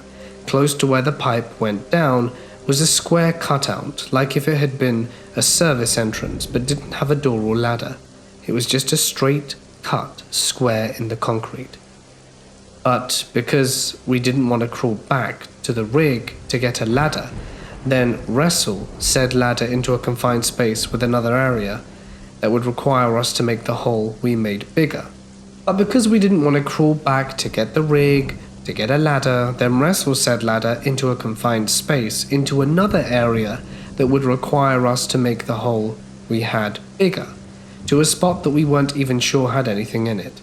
I asked my co-worker to spot me up while I used a rope to climb down there and see if we even needed to work in there. This was a huge no-no, and it could have easily gotten me fired. But we were already fed up with this place and we just wanted to finish up and get out. Like, we wanted out of there ASAP. And some of the guys had already been complaining about feeling like they were being watched, or that someone had put their hands on them. I'd also felt someone tugging at my harness a few times, and when I would look behind me, no one was there. So I climbed down, and it was pitch black. This room must have been about 30 or 40 feet. My headlamp and flashlight did not seem to be giving me much light at all. It was super weird. I remember asking my co-worker to ask someone to run an extension cord and some lights, because I literally couldn't see anything unless it was a few feet away from me. He told me he'd be a few minutes, and I really did not want to be in there, so I told him that it was fine, and I was going to look around real quick to see if it was even worth the hassle. So when I'm walking around, I happened to see a shadow, like if someone was standing in the corner. So I started asking this person who he was and what he was doing there, but there was no response. I thought it was a hobo who had found his way in somehow and didn't get a response, so I walked closer, and it turned out to be a mannequin that someone had somehow put there. I remember that I had put it on the ground and continued to look around and found a spot that had some contaminants, and I let my co-worker know. I made the mistake of looking back where I had laid the mannequin down, and it had been moved from where it had been somehow. It was now several feet away from where I had originally laid it.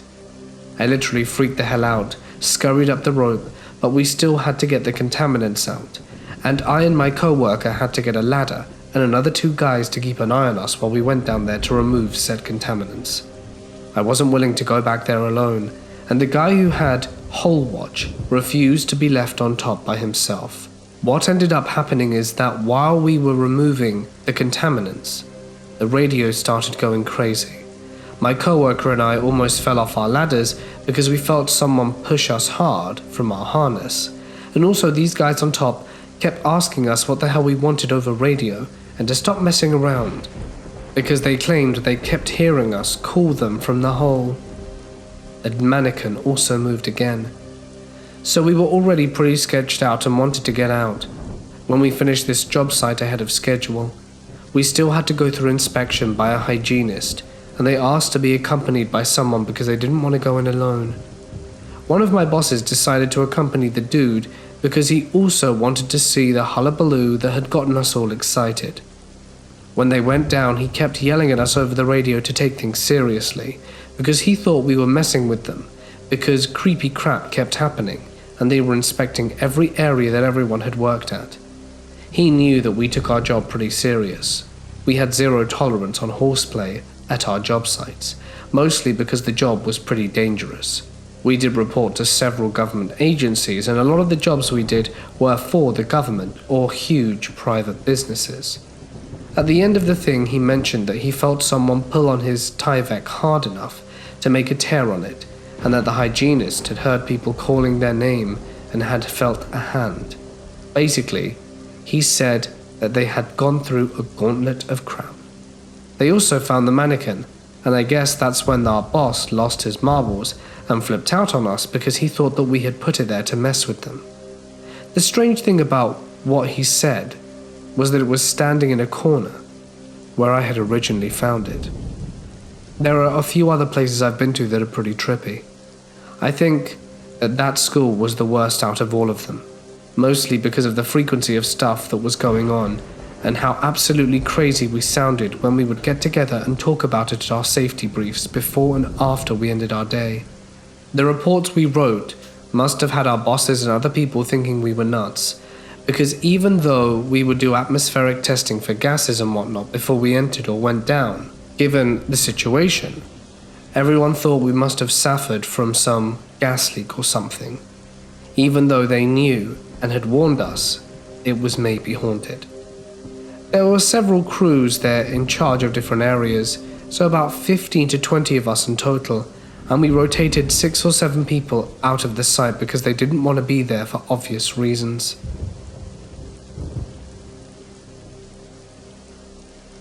It was quite hot outside yesterday, and I was bored, so decided to go to McDonald's with my friend. Things were normal at first, and as I mentioned, the heat made me want to roll down my window halfway through the drive. Halfway there, we changed our plans and decided it would be best to go to Subway. I made a detour in order to get to the one closest. As I turned from a side street back onto the main one, I realized I had to make a left turn to get to the Subway, so I looked to see if I could switch lanes into the center one for turning. Unexpectedly, there was a scraggy man crossing the middle of the street, with no crosswalk in sight. Traffic was also especially bad, since it was currently the College World Series season. He looked like a lot of people you'd find walking around aimlessly with dark, dusty-looking clothes and a very worn-looking red bag, plus a bright red cap that covered his eyes. He seemed like he was on something too, since he had decided to cross such a busy street during prime hours. But I'm not so sure about that. Now, this happens sometimes where I'm from, especially on this street in particular, and I'm used to it, so I slow down until they're safely out my way before I carry on going.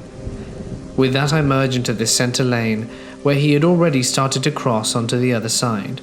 Mind you, I was nowhere near him, but he slowly turned around and started charging towards my car as if I had tried to ram him. He was yelling and cursing for some reason.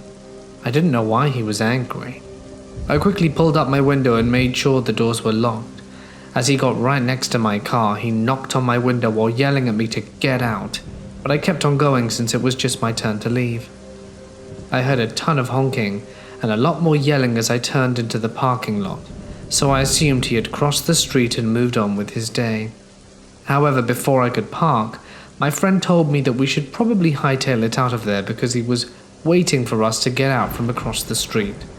Some cars were blocking my view, so I moved up a bit, and sure enough, the red cap was there, and he was glaring very intently at us. I knew something was wrong, and that I could be in real danger. And that feeling was enough to convince me that I shouldn't even entertain the idea of getting a healthy sandwich. So I made a turn and got the hell out of there, before something could happen to one of us. I knew that if I made a left turn, there was a stop sign right there, so my buddy would have to have become his target. So I went right and stepped on the gas.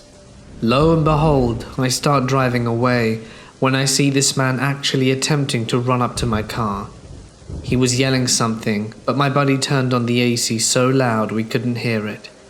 Needless to say, I was freaked out a bit at this point, so I kept driving, until I knew I was way out of range, even though there was no way the guy could catch up with us. I don't know how long he followed me for, because I didn't look back until we were a good 5 blocks away. I'm glad I know my streets though, because we ended up at the McDonald's we'd planned to go in the first place, and nothing mollifies me like a large fry. I thought about it for a while I was eating, and was quite rattled. Who knows what he would have done if we had decided to park at the subway, or worse, if he actually got to stick his hand into my open window like he'd been attempting to. I'd been warned that that would happen in the sketchier neighborhoods when I'd been learning to drive, but this was the first time I ever experienced anything like that, and I was quite shocked. Who knows what he could have had in his pockets or his bag, and the look on his face was one that implied he simply did not want to apologize or exchange pleasantries on a Saturday afternoon.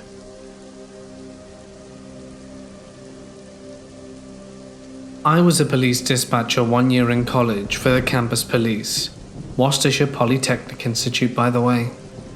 It was generally really boring, a small, nerdy school, and not much happened. There was a sheet with codes on it. The codes represented certain kinds of calls.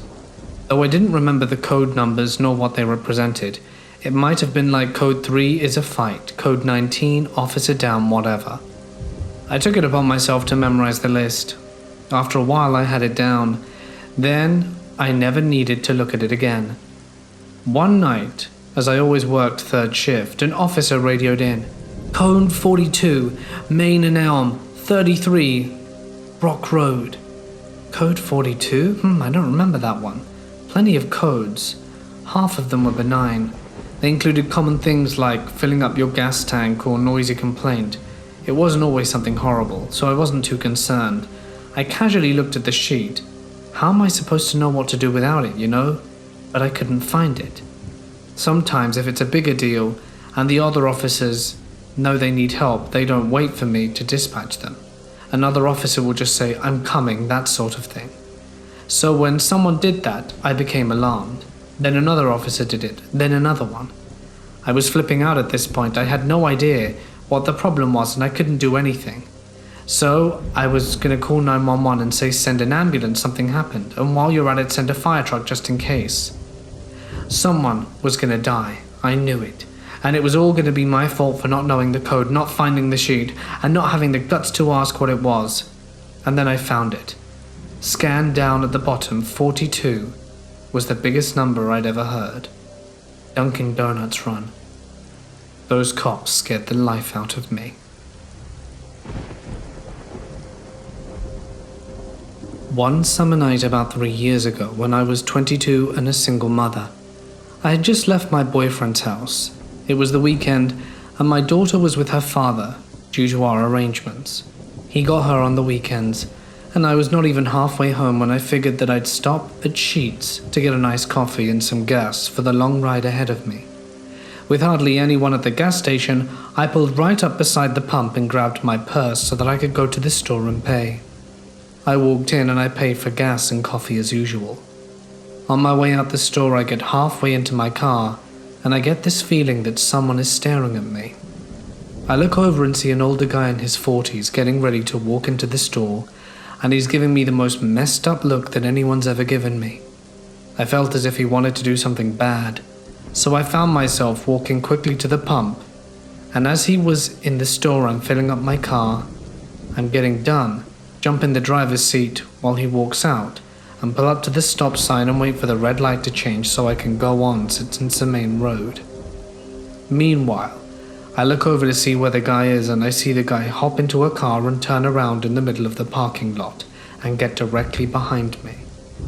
I start thinking to myself, what the hell? The lights change and I make my turn. I look in the mirror to see if the car turned my way, and it did. The car followed me the whole way through town, which is a few miles, and I get to the end where I can either go straight to go home, which is about 40 minutes away from where I was, or turn right and go back on the 219 to get back to my boyfriend's. Just then I remembered that my mum had called me earlier to tell me that she and my stepdad were going somewhere and wouldn't be home till late, so I turn right, and the car was still behind me.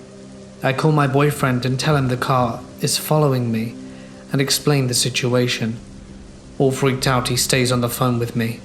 Meanwhile, I'm speeding down the road and trying to lose this person by purposefully hopping in front of other cars in hopes that maybe, by any luck, I would either lose the car or get pulled over. I look back in my mirror again to see if I lost this psycho when he's still behind me. My heart sank even further into my guts when I looked. About 25 minutes later, and still on the phone with me, my boyfriend tells me he's going to meet me at the bottom of his driveway. Then I tell him I'm almost there. I start to slow down so I can pull to the bottom of the driveway and see my boyfriend standing there waiting for me. Not a second later, the car that was following me starts slowing down almost to a dead stop, until the person's headlights hit my boyfriend and they see him throw his arms up like, what the hell?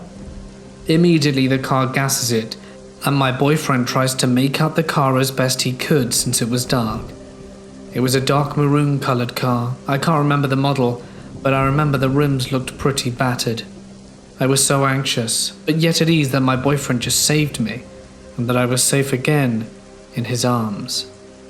To this day, I still can't stop thinking about what would have happened to me if I'd have just gone home, especially considering where I lived and how many miles away it was from the middle of nowhere. Even when your closest neighbors are Amish, no one would have been able to hear me scream. The person could have done whatever they wanted to me, and I would have been completely alone. I figured I'd share with you some strange and what I believe to be paranormal experiences happening at my place of employment. I work at an old restaurant in a city in Oregon. I will not say which or which city for obvious reasons. The restaurant has been around 35 years, so you can already imagine how old the building is. I work as a bread baker during the night hours. My shift is usually from 8:30 p.m. till about 3 a.m., depending on which products need to be made. My co-workers tend to leave at around 10 o'clock. Sometimes the dishwasher is there for a bit later. Thought I got lucky moving here and landing this job right away at $13 an hour, and now I don't feel so lucky. My first experience was the second month of working there. I had just put some hamburger buns in the proofer and had some time to kill, so I walked into the dining area to make myself an espresso. Halfway there, I noticed a faint whistle coming from the dining area. I shrugged it off, as it stopped once I entered. As soon as the espresso was done, the whistling started again, but louder. I couldn't make it out, if it was a song or something else, but it went on for about a minute, then stopped. My whole body shivered, as I was definitely creeped out. The next day, I mentioned this to the dishwasher, and she looked at me for a minute and then sighed. She told me that the building is most definitely haunted, and she constantly hears the whistling as well, but only when she's here alone. The conversation ended there. She doesn't speak English very well. This experience freaked me out pretty bad for a few days. I still get chills thinking about it, and you may not think it's creepy, but it was. We have a huge walk-in cooler, filled with tons of prepped food and so on. This was around 11 p.m, and the dishwasher is still there. I walked into the cooler to grab some butter. The door is huge and heavy, so there's no way wind could shut the door, especially because there was no wind to shut it. As I was reaching for the butter, I heard the door slam behind me. I was obviously startled and thought maybe the dishwasher closed it, thinking I left it open by accident. I walked to the door and started yelling for her, hoping she would hear me. After about 3 minutes of no response, I panicked. It was super cold in there. I kept banging on the door and yelling, and about 10 minutes later she finally heard me and opened the door looking confused. Shivering, I asked her if she closed the door on me and she said no. I told her the door closed on me, and the look on her face freaked me out. I texted my boss and told him what happened, and asked him to check the security cameras. When he answered, he told me he watched, and said that he saw me walk in, and 10 seconds later the door slammed shut. No one was behind it. It just shut by itself. That's never happened to anyone else. We were both confused, and I was wary. A few weeks later, in the dining room they mopped the floors every night and put the chairs on top of the tables. I noticed they were in their usual spots on the tables and didn't think much of it. As I was making bread dough at around midnight, something happened that I can't explain.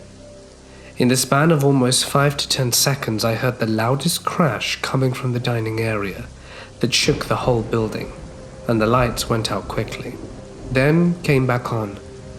My heart was beating so fast and I felt nauseous. I had no idea what just happened. I ran into the dining room and my heart sank from fear. All the chairs were on the floor, scattered, a few definitely broken. Then the whistling began. I immediately called my boss and he rushed over. We went to the office and watched the security cameras. The videos showed the chairs on top of the tables, the lights go out, come back on, and the chairs were scattered all over the floor. The look on his face chilled my body with dread. He promised to stay with me for the rest of the night, and I told him I was becoming scared of working by myself. He said I would be fine.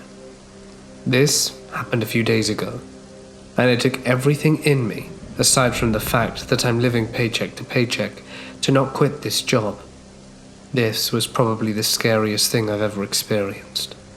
It was around 2:30 a.m. The baguettes were in the oven, and it was almost time for me to leave. I had to use the restroom, so I walked to the dining room to get to the restroom.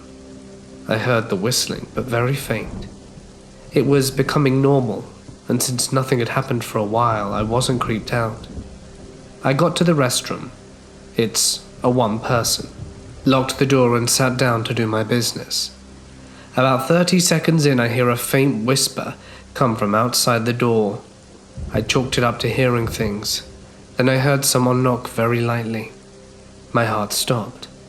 I was alone, or so I thought. I sat there in silence. Another knock.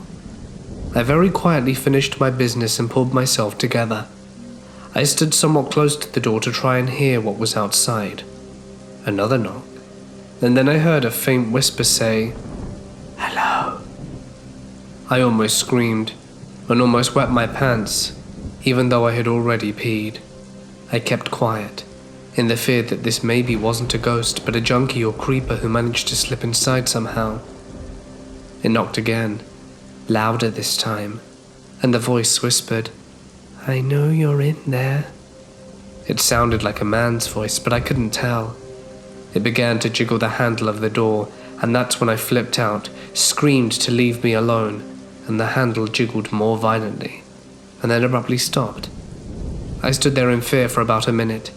It slammed the door so hard I was surprised it didn't fling open.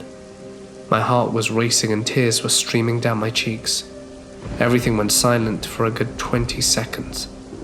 There was another loud bang that shook the whole restaurant again. The door swung open so violently, and no one was there. I ran out of there so fast, screaming and crying. The chairs were flung about, tables turned over, coffee cups shattered on the ground.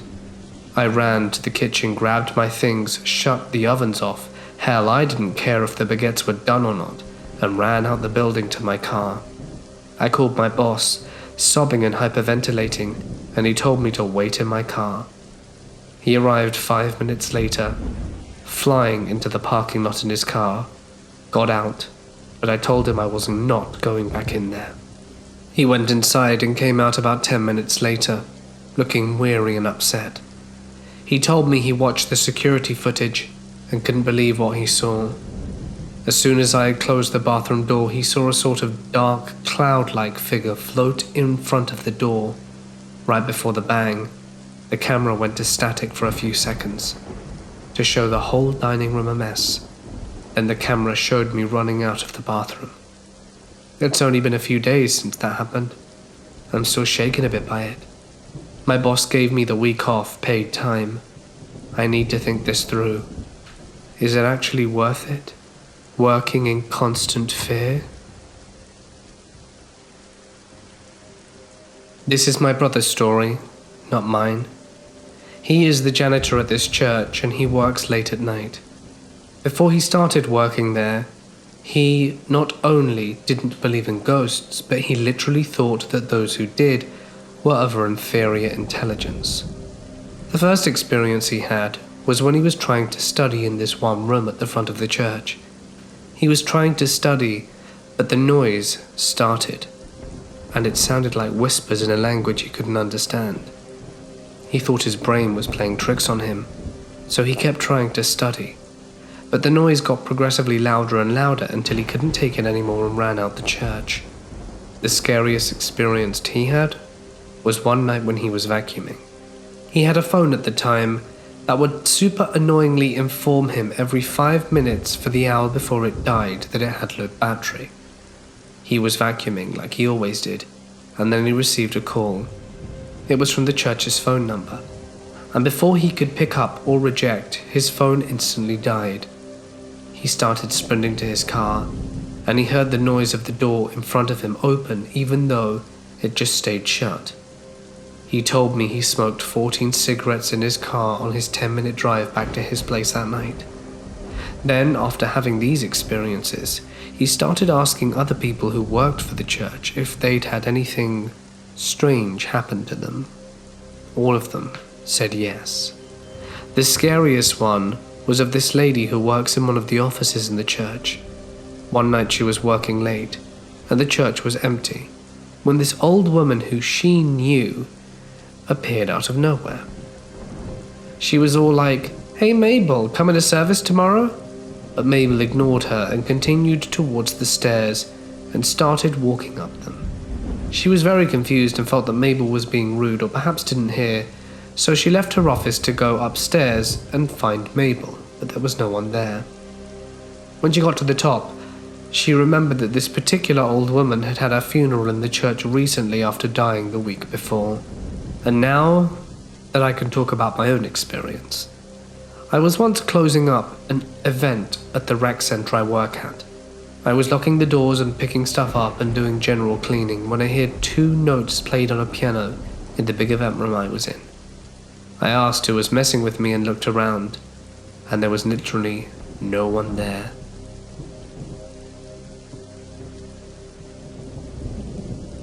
This happened to me and my friend around 9:30 p.m. on a Saturday. I live in an area where not much goes on and is pretty safe for the most part. Me and my friends are dumb teenagers, both males that love urban exploring. Our favorite sites to explore are tunnels. At 7:30 p.m. one night, me and my friend were exploring some sites around the park, 2 blocks away from our house, full of small tunnels to explore. We felt a little weird because we didn't feel as if we were alone. There were a couple of disc golfers, but we watched them leave, so at this point the park was completely empty. My friend and I were just exiting a small tunnel to get back to the park as we were waiting for the disc golfers to leave, so we could go to the next secret spot, which were train tracks that were still somewhat in use. To get to the train tracks, you have to go through an off path in the woods that has a few curves, so it was hard to see. My friend led the way. A few seconds later, I thought I had lost him, so I yelled his name. Here's where things got weird. I heard what seemed like an almost distant yell or shout from the train tracks. I thought he had sped up, so I jogged up ahead and eventually ran into my buddy. This was just around a curvy turn, so I asked him if he was okay, and he replied with yes, like nothing had happened. A little suspicion ran through my mind, so I asked him if he had yelled at me from the tracks and had come back to get me. Shockingly, he didn't. He was waiting for me just at the turn, and he also said he heard the yell. While my friends and I are idiots, instead of going back, we quietly continued to the tracks. When we got up to the bridge with the train tracks, there was absolutely no one and nothing up there. All I knew was that I felt like I was being watched from the trees or something. I let my friend know about this feeling, and we quickly stopped throwing rocks into the creek and headed back to the park. I knew something was wrong as we were leaving. I just couldn't put my finger on it. We played around on the basketball court at the park before we left. Due to the creepy vibe, my friend and I decided it was best to take the main road back instead of the shortcut through the woods that led to our neighborhood. It was around 9:30 now. My friend and I were talking about what we should do all night, because he was now spending the night. The park had a soccer field across the street from it, so it had 2 gravel parking lots that are sort of hidden by trees. As we were walking past one of the gravel lots, I felt what seemed to be like a warning from my body.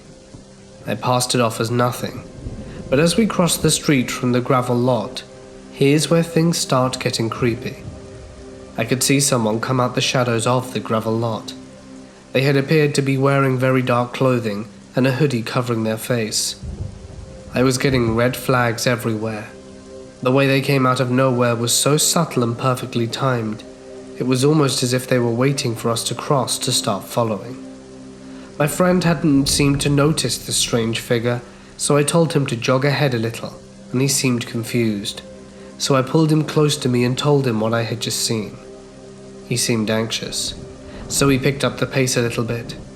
Every once in a while I would look over my shoulder to see where he was, and every time I looked he would be at least 3 feet closer to us. I could hear the figure's eerie breathing. Thank God we were close to an alley shortcut that no one really used but me and my friends. To get to it, you had to go up a little hill left of the street. I saw this as an opportunity. I mumbled to my friend, "Use the alley." He quickly nodded yes, and the second we made it to the hill, we casually jogged up ahead to the alley. I told my friend to wait for a second, peeked over the street from the alley, and there I saw them. What appeared to be a man in his 30s making his way towards us very quickly. I could see his eyes now. They were staring directly at me with an evil and sinister look. I told my friend to bolt up the alley to his house, which was connected to the alley, and we'd never ran so fast. We made it up the street and took a sharp turn to the left. We lost him at this point, sprinted through his front door and locked every single entrance. We turned off all the lights and hid for what felt like an hour. Thank God he was nowhere to be seen.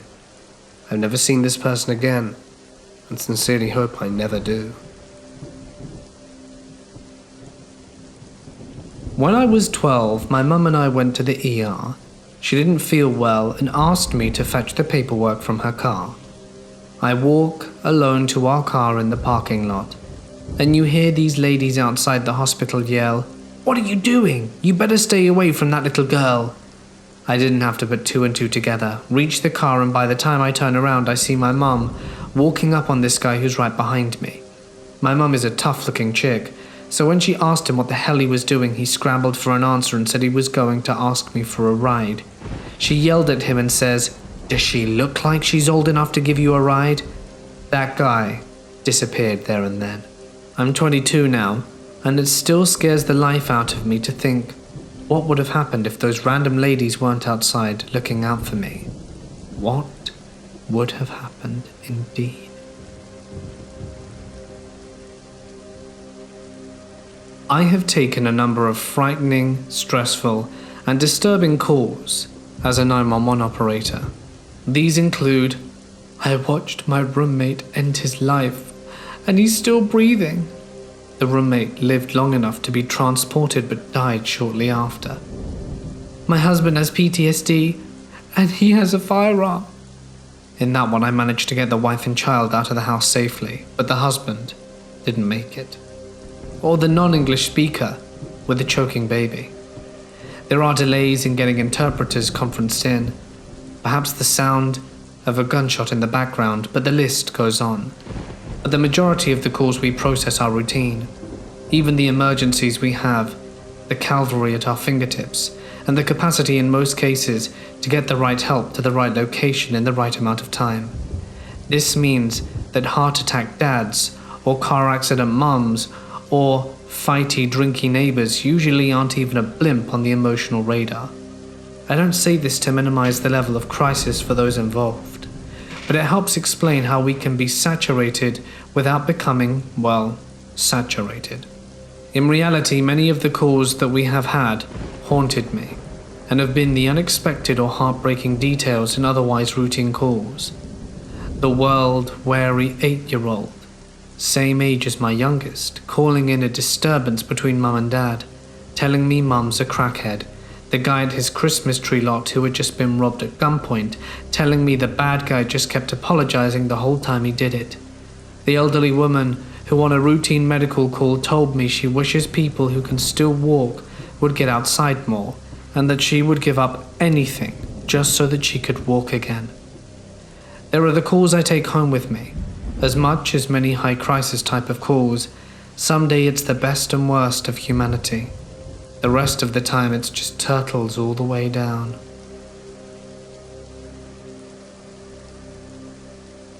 This story takes place in the summer, after I graduated high school, and I was working at a local gas station. There's more to this story than just being trapped by a customer, but it all builds up to it. This guy and his girlfriend used to frequent the store, but one day he came in by himself. He never gave me bad vibes before, and his girlfriend was super friendly. On that day, I was dressed up, since I was going on a date directly after work, and he jokingly asked if I had a big date that night. Seeing as he had a girlfriend, I didn't think much of it and said I did, and it was with a foreign exchange student I'd been seeing. The foreign exchange student was leaving in 2 weeks, so we were trying to cram in as much time as we could. Well, me and my girlfriend broke up, so when that foreigner leaves, you should give me a shot. I was kind of shook because of how forward it was, especially since I just said I was seeing someone. I politely told him again I was already seeing someone, but thanked him. Little did I know this was going to make work hell for the next few months. He knew which car was mine because all of my co-workers said he only came in if I was working. They never saw him otherwise. Every time he came in, he would ask me out, try to flirt with me, and generally harass me about how I looked. We made pizzas as well, and he would sometimes order a pizza and a bunch of other food and just stand there and talk to me while I made it. I once forgot a topping for him and he said, since I messed it up, I had to go out with him now. I said, no, but you do get a discount, and left it at that. On the 4th of July, he offered to buy me alcohol if I went to a party at his place, but I declined. I was 18 at the time, so I wasn't old enough to drink. He literally wanted me to pick out alcohol I wanted at the store I worked at while I was on the clock. Once a man came in and asked, "Are you Fleur?" When I said I was, he said, "My nephew won't stop talking about you. He's definitely got a thing for you." This really got to me, because why the hell was his family talking about me? I've never seen him outside this store, let alone spoken to him. I unfortunately had to work on my birthday, and I didn't want to deal with people, so I took the stock job instead of register. My manager and my one idiot co-worker said happy birthday, and I headed to the cooler. While I was stocking the pop, I heard the cooler door open, turned around expecting to see my manager or co-worker, and this creepy guy was standing there. I was completely shocked since the door says employees only, and all that. I somehow stammered out why he thought it was okay to come back here, and he said he wanted to tell me happy birthday, and that he had something for me. Now I'm absolutely terrified, wondering how he knew it was my birthday, and what the hell he had for me. He suddenly grabbed my wrist and dropped something into my hand. Before I could even see what it was, he was gone. I looked down and it was a small baggie of pot. I could only think, what the hell? I quickly went to grab my manager. The owner hates drugs, and I didn't want to get in trouble, so I thought it was just best to tell him. I was shaking and crying, both because I was still scared, thinking about what could have happened if the guy wanted to do something else, and that I was going to get fired for having illegal drugs in the store. The owner was furious, but he assured me he wasn't mad at me. He told me the guy was banned, and he told me I got to handle it however I wanted. If the guy came in, I would call the owner so he could do it himself, or I could tell the guy. I decided I wanted to tell him myself. Not sure why, maybe I just wanted to let all out the frustration of the situation. The next time he came in, I told him off. I told him that creeping on me for months was inappropriate, especially since I was at work and couldn't be rude about it to him. I told him that nothing was ever going to happen, and that he was a creep, and he made me very uncomfortable. Finally, I told him he was a nutcase for coming into my store, seeking me out in an employees-only section, basically trapping me somewhere where I couldn't run, and giving me illegal drugs that could cost me my job and get me in legal trouble. Told him to get out and never come back.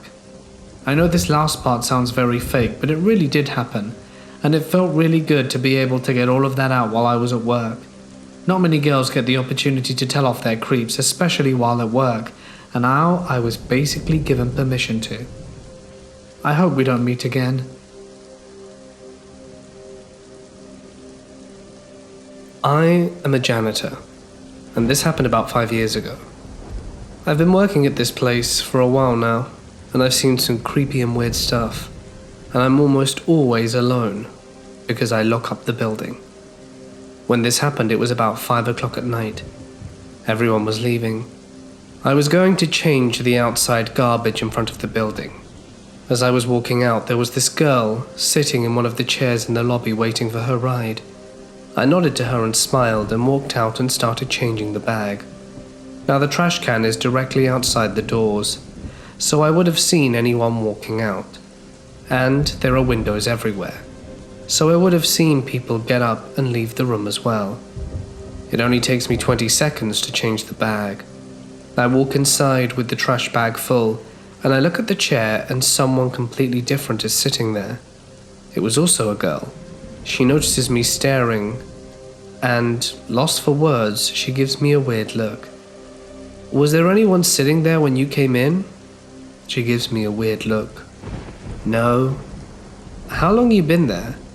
"I was directly behind you when you walked out." "You didn't see someone else there, another girl maybe?" Her face goes white and concerned with a mix of fear. "No, I didn't." I was lost for words and walked back in. That girl was nowhere to be found, and I haven't seen her since. Keep in mind, I've seen a lot of stuff and heard weird things in this building. I've even heard my own name through a podcast, and the lights flickered. Shortly after the birth of my first son, I had a strange experience. While I was laying in bed with my newborn, I experienced that unmistakable feeling of a cat walking across the top of my pillow. I thought maybe one of my own had snuck into the bedroom, and so I sat up to swat it away, but nothing was there. My door was closed and no cat was in the room. At another time, I also fell asleep, laying with my son. I felt a cat jump onto the foot of my bed and walk up to about my knee and stop. I sat up, but nothing was there again. It really freaked me out. It happened maybe 3 or 4 times and then suddenly stopped when our son was baptized. It made me really stop to think, could this not have been a ghost cat after all? But perhaps something more sinister. When I was 17 or so, I decided to become a novice urban explorer. I live in rural Minnesota, so there's no shortage of abandoned places to visit, if you know where to look. My boyfriend at the time lived in a tiny community just north of now-then Minnesota, which had a 2-story house that had long been abandoned for 10 years. The story was a tree fell on the side of the house during a storm, and the guy didn't want to pay for the repairs and just left. I spoke with my boyfriend about exploring the place, but since there was a convenience store right across the street, to evade detection, he pointed out we had to go at night. So we set our time to explore on Friday the 13th, 2013. The crew we had was me, my boyfriend, and 3 other guys. While my boyfriend and I were waiting for our friends, we got a call from them saying that the front wheel straight up spun off their car and they needed a ride. I'm not a particularly superstitious person, but it kind of seemed odd to me, seeing as the driver took really good care of his vehicle. Anyway, let's fast forward to the action. It was around about 10 p.m. and my boyfriend parked his car on a dirt road about a quarter mile away from the house. We really didn't want to get caught, and hiked in and decided to look in the backyard first. It was really overgrown, with waist-high prairie grass, and was generally uneventful, until we looked into the back window of the house. One of them seemed to go into a pantry, where there was still canned food on the shelf. The door to the pantry was open, and from there we could see a full set of living room furniture, couches and all. This kind of leaves me to disbelieve the whole "he left because of the tree falling" thing. It seemed like the guy who left there left in a hurry. Our original plan was to go in through the back door, but it was locked with some industrial-grade stuff, so we went around the front of the house, which had a screen-enclosed porch. Thankfully it was unlocked and we were able to look around the porch area. Knee-high stacks of Life magazines were absolutely everywhere, some of them dating as far back as the 80s, weather-worn and chewed through by animals. After fooling around for about 10 minutes, we decided to embark inside. Naturally, being a 17-year-old girl in a group of 19-year-old guys, I was elected as the one to open the door. But once I put my hand on the doorknob, I heard a noise on the other side of the solid oak door. 4 deliberate, rapid-fire knocks. Everyone booked the hell out of there faster than I've ever seen. We ran the entire way back to my boyfriend's car, but it wouldn't start. Everyone was afraid to go outside, and one of my friends kept claiming that he heard footsteps coming towards us. This was probably rubbish in hindsight. After a few long minutes, my boyfriend's car finally decided to start, and we punched it back to his house. Once we got back, everyone had their speculations about what the hell was on the other side of the door. My personal theory was there was a squatter inside that saw us snooping around and wanted to scare us away. I know that dilapidated houses can make weird noises, but the knocks we heard were very deliberate, not something a structural shift or animal could make. To this day I have not visited the house again, or any other abandoned house in the area. So kids, if something seems like a bad idea, it probably is. And creepy squatter guy? Let's never meet again.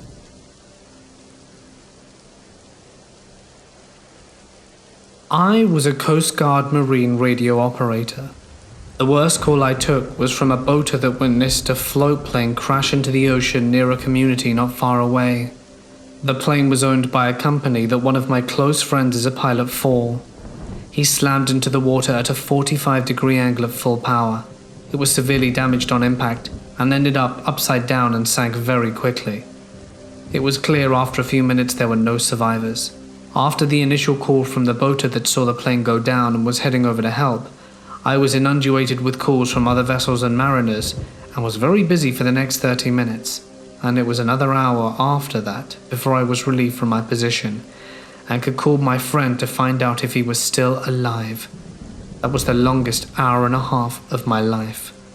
Other calls I've taken include gunshot victim at a dock, trying to call very quietly so not to alert his assailant, a woman screaming and panicking after her husband collapsed on their sailboat, Mayday, Mayday, we're at Point Pleasant and sinking, and then nothing, and a man in a panic reporting there was a drunken fight in a remote coast community and someone was struck in the head with a hatchet, which is now stuck in his head.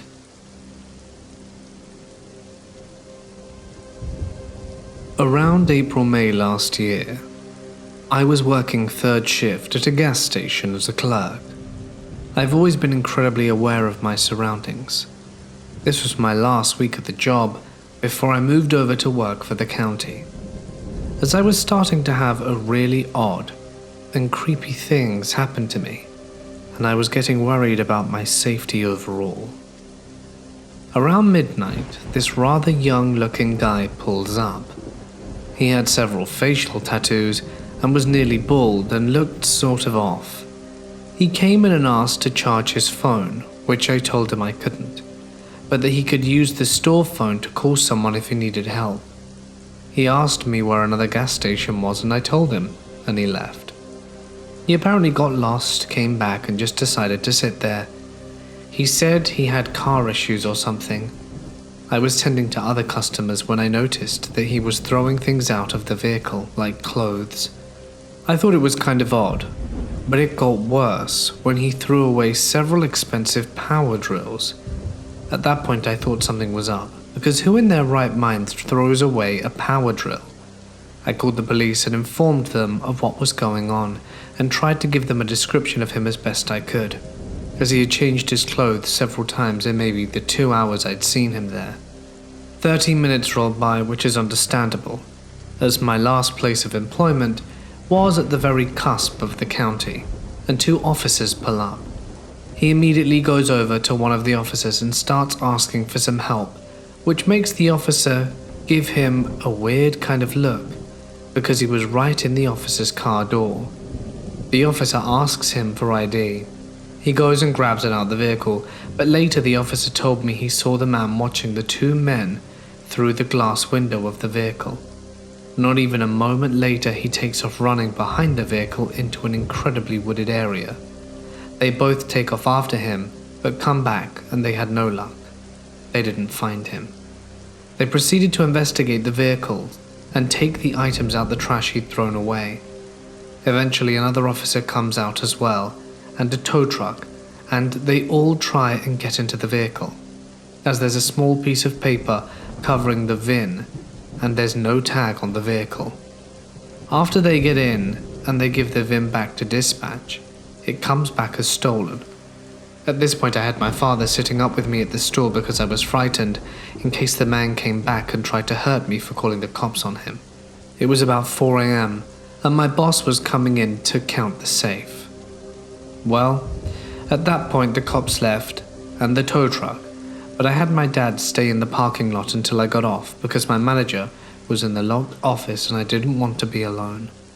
Now this gas station was right off the interstate, and the other gas station the man was trying to get to was also off the interstate about 3 miles west.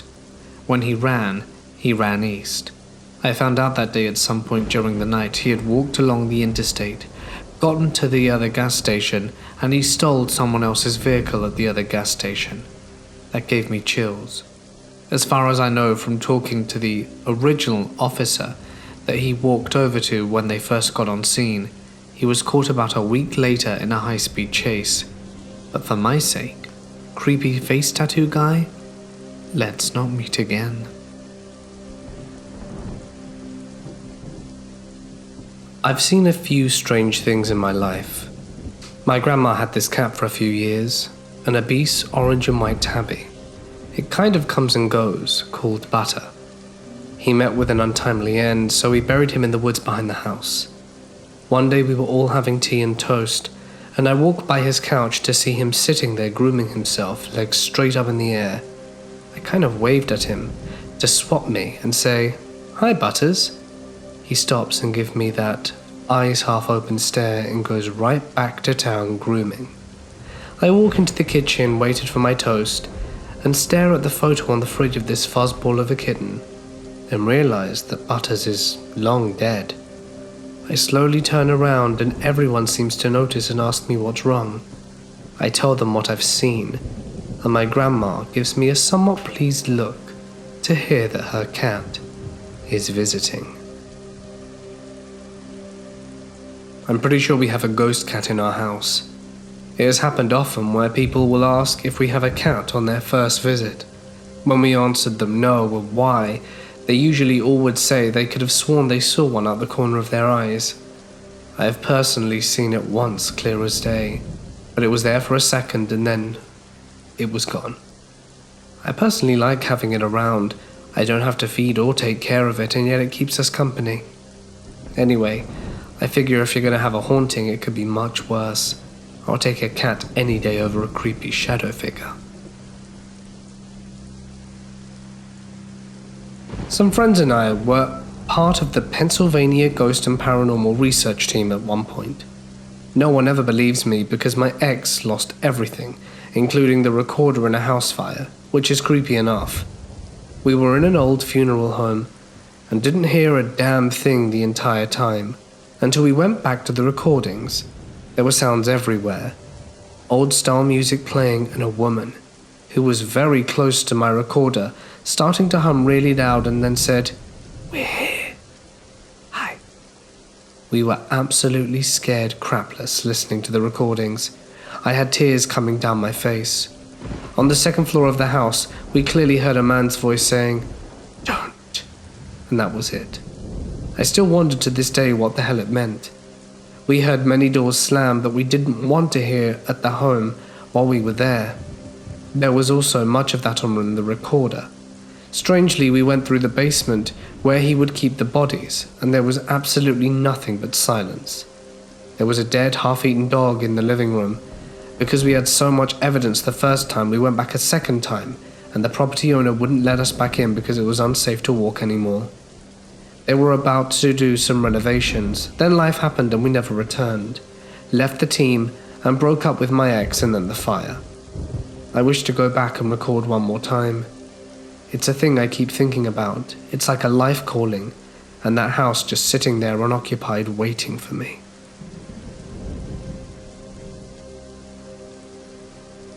I was part of a citizens police academy for my city, and the dispatcher told me her best and worst stories. But I'm only going to share the worst. A man called and said his girlfriend had ended her life. Police responded and found her in the tub, having bled out. After interrogating the boyfriend, this is apparently the timeline. Girlfriend is pregnant and early 20 years old and didn't want to have kids, at least not then. This wasn't her first time, and she did the same thing she did last time. She got a hanger and tried to take care of it, again while he was playing video games. Well, she apparently messed up and bled out there in the tub. After he hadn't seen her for a while, he checked and found her in that state, and then went and called the cops.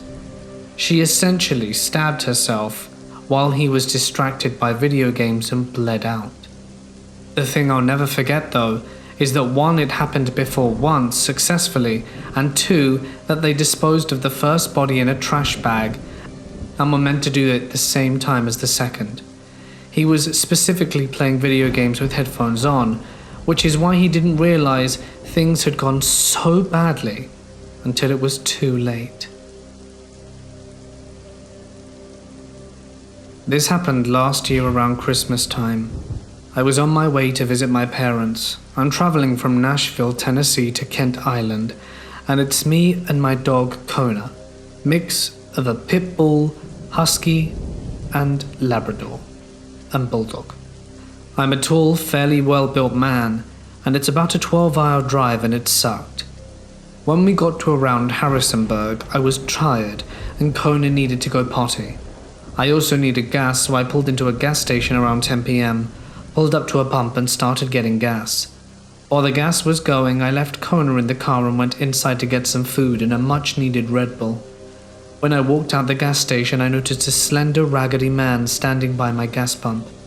As I reached my car, the man tells me that he's homeless and needs extra clothes, given that it's very cold outside. I'm empathetic. However, I tell him all I have in my truck are presents for my family and my little amount of clothing for myself. I apologize, tell him I can't help and wish him luck.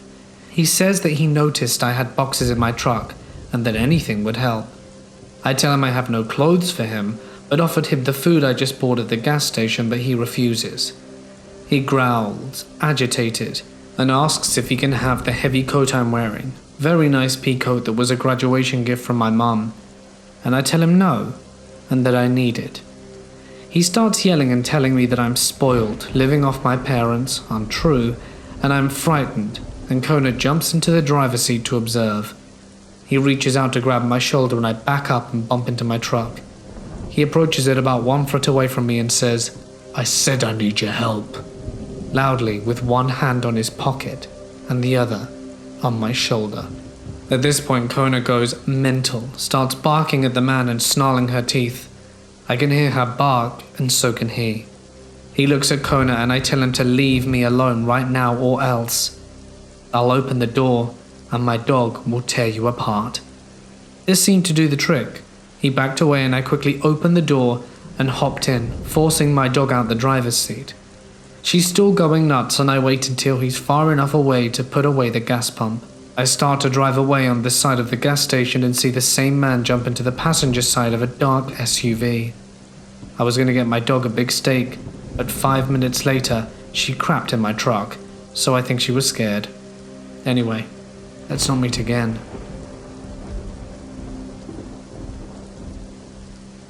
When I was about 4 years old, my house caught on fire. My bedroom was on the second story, and the fire was on my side of the house, so my room filled up with smoke. I remember someone waking me up that night, thinking it was my mum. It was a sweet woman's voice and told me to go sleep in my sister's room. I was never allowed in her room. I was the annoying younger sister. Then my mum woke up later that night to the smell of smoke and went to find us. She said my room was so filled she couldn't even see her own hands. In a panic, she went to wake up my sister to help find me, and she found me asleep on my sister's bedroom floor. If I had not woken up, I would have suffocated in my sleep. I had burn marks on my floorboards until 8th grade, when we moved out. When I was 5, I had my first paranormal experience. I lived in a small town in Washington called Colfax. I lived in a big house that overlooked the town. The house had 2 stories, and my room was on the 2nd floor. My parents stayed in a room on the bottom floor, so I was upstairs by myself all the time. At night, I would be awoken by my door being opened. This black figure would come in and stand next to my bed. The first times I saw it, I thought it was my mum, so I said, "Hi, Mum," but there was no response, so I just rolled over and fell back asleep. I asked my mum why she would come into my bedroom at night, and she got a confused look on her face and said that she never did that. So I got curious. That night I decided to see who was standing next to my bed. That night, when the figure came in, I looked at it in the eyes and realized that I couldn't look into its eye. It had none, or face for that matter. It literally had no face. It was just this black void that seemed like it was endless. I laid there frozen in fear and just stared back. After a while, I gathered myself again and continued to just lay there because I wasn't doing anything. I wasn't afraid of it, because I figured if it wanted to harm me, it would have already done so. So after a while, I fell back asleep, and when I awoke a little while later, it was gone. I told my mum all about it, and she told me that I was just dreaming and that I had an active imagination. I learned not too long ago that she would actually come up to the hall outside my room and stand there for a while, but she never saw anything. She also abandoned the effort after a bit. I wasn't the only one to see this figure though. My friends came over for a sleepover one night. We were all up until about midnight, mainly because my mum told us it was unhealthy for us to be up late, and we were up for another hour talking before we all fell asleep. I had mentioned the ghost that came into my room at night, but never talked a bunch about it. We were awoken by my friend Sophia's screaming. We all got up and asked her what was wrong. She said there was a ghost in the room. My friends told her that she was just trying to scare them, because I had said something about a ghost that came into the room. My mum came up a few minutes later, and my friends told her that Sophia had a nightmare. The next day at school, I spoke to her and asked her about it. She told me that there was a dark figure standing in the middle of them, since they were sleeping on the floor around my room in sleeping bags. When she screamed, it quickly disappeared. I told her that it comes into my room every night, and it was friendly and never said anything and just stood there. Sophia came to sleep over a lot since we were young and nobody cared that we stayed in the same room. We would sit there and it would come in. We tried talking to it, but it would never respond. I'm 17 years old now, and I've since moved away from the house, but still at night it comes to my bedroom. It's followed me wherever I've lived, but does not come into my room as often anymore, or at least when I'm not awake. I'm not afraid of it. I know it doesn't want to scare me. I take comfort knowing it's watching over me, and I'm curious if this is something that has happened to others. I was walking with my cousins about 14 years ago when we find what looks to be an old burnt-out house. So naturally, being kids at the time, when having no sense of self-preservation, we decide to explore it. Mostly it was just full of charred wooden crap and junk, but then one of my cousins found an entrance to a cellar outside. We busted the old, rusted lock off the door and looked downside. It was dark down there, and we didn't really have any reason to go poking around it. Plus, we were starting to get creeped out, so we kicked some dirt down into it and walked off. When we get about 15 yards away from the house, one cousin says he hears a noise and we stop. And yep, there was a noise like someone coming up the rotting cellar stairs of the house. We peeked back through the trees, and see a dark kind of fuzzy shape crawl out the cellar which we left open. It looked like a big old dog. Then it stood upright. We hauled ass out of there and ran off in different directions like morons, each convinced that the cellar thing was chasing us. I ran right through some briars in a panic and tore my arm and legs up, which got me in trouble when I got home. We were all fine otherwise, but did avoid going back there in the woods in future. Closest thing I can figure is there was a small black bear living in the cellar. Maybe it had another entrance we didn't know about, and we woke it up. But seeing something hairy and dark come out the cellar then stand up was like being in a horror movie. I never want to go into that house again.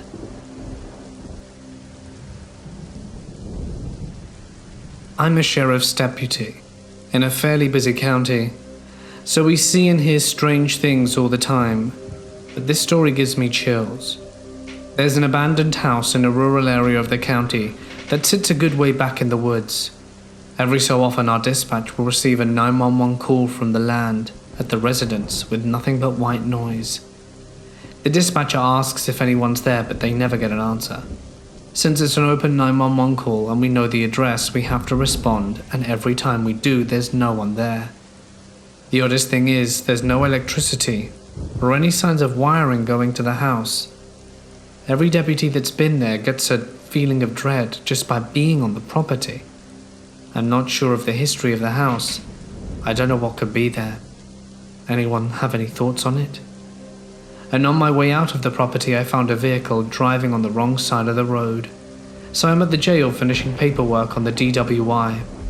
But why don't we take this back to how it all started?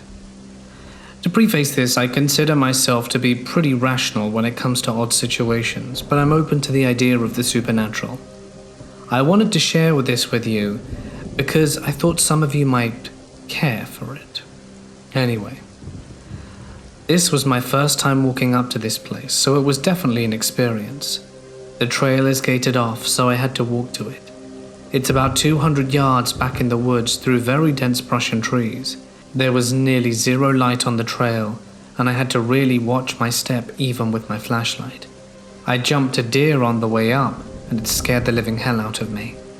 Once I turned the corner at the end of the trail and saw the house, my heart started racing, and I honestly felt like something was there with me. I started messing with my flashlight, phone, and notepad trying to get a good photo of the verification of the house, when I just felt that sudden urge to leave. It wasn't a feeling of, I shouldn't be here, but more of, you need to get the hell out of here now. Having been in a very stressful situation in the past, I learned to trust this feeling. I got the best photo I could and walked away down the trail towards my car. I'm almost embarrassed to say that I legitimately felt something was following me. I made my way back to the car, sat in it, and pointed my spotlight at the trailhead, waiting to see if something would come out of the woods. Fortunately, nothing did. I sat for a minute and caught my breath while I reviewed the photos, hoping it was sufficient, because I did not want to go back. I'm about to go off duty, so this is it for today. I'm really interested in what the hell happened to this place. And after a bit of researching, I did. I have some history on the property. It was built in 1890.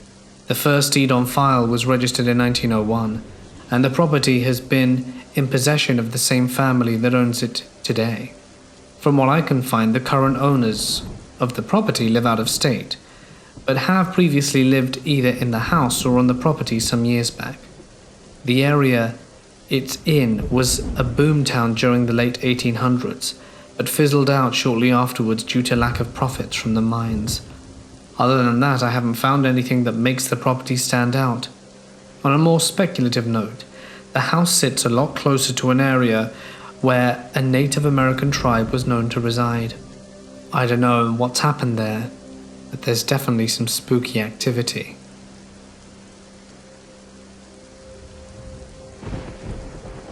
I live in the downtown area of a pretty major city. My street is relatively quiet, but I can't say so much for the surrounding neighborhoods.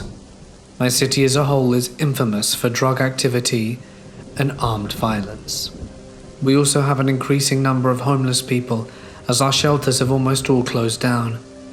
I've generally never minded. Stuff happens, and I didn't grow up in the best of circumstances either. I would never stereotype anyone based on their housing status, and I was even involved with a homeless outreach program at the time. I left and never went back after this, and I've been hesitant to help anyone since. It's 10 or so at night, and I'm heading to my partner's parents' house, about 30 minutes away from my own. I get about 2 blocks away before remembering I need gas. I'm not too fond of the idea of stopping at a gas station near my apartment at the time, because it was quite late, but I wasn't going to make it all the way out into the suburbs without it. So I pull into one of the not so great parts of the neighborhood, but it was brightly lit and there were a lot of people walking by, so I try not to think too much of it. I get my gas and go to grab a few snacks. When I come back out, a tall man in a dark coat and a brown beanie started casually chatting to me. I couldn't tell if he was 25 or 40. His voice was so low I could barely make out what he was saying.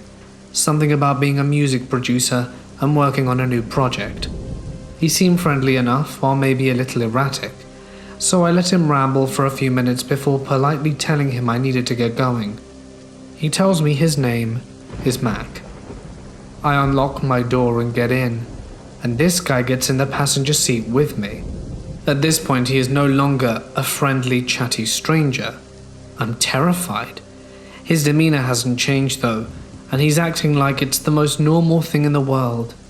While I've had more than my fair share of encounters with creeps, nothing like this has ever happened to me. I don't scream, I don't tell him to piss off. I sit there in fear of what he's gonna do if I resist it. I need money for my son, he says. He's in the hospital with a gunshot wound. His mom's waiting for me. I know this story is a complete and utter farce, but I just want him out my car. I give him what little I have in my wallet and tell him I need him to get going. Can you drive me to my friend's house? It's right up the road. What? Isn't he supposed to be going to the hospital for his son?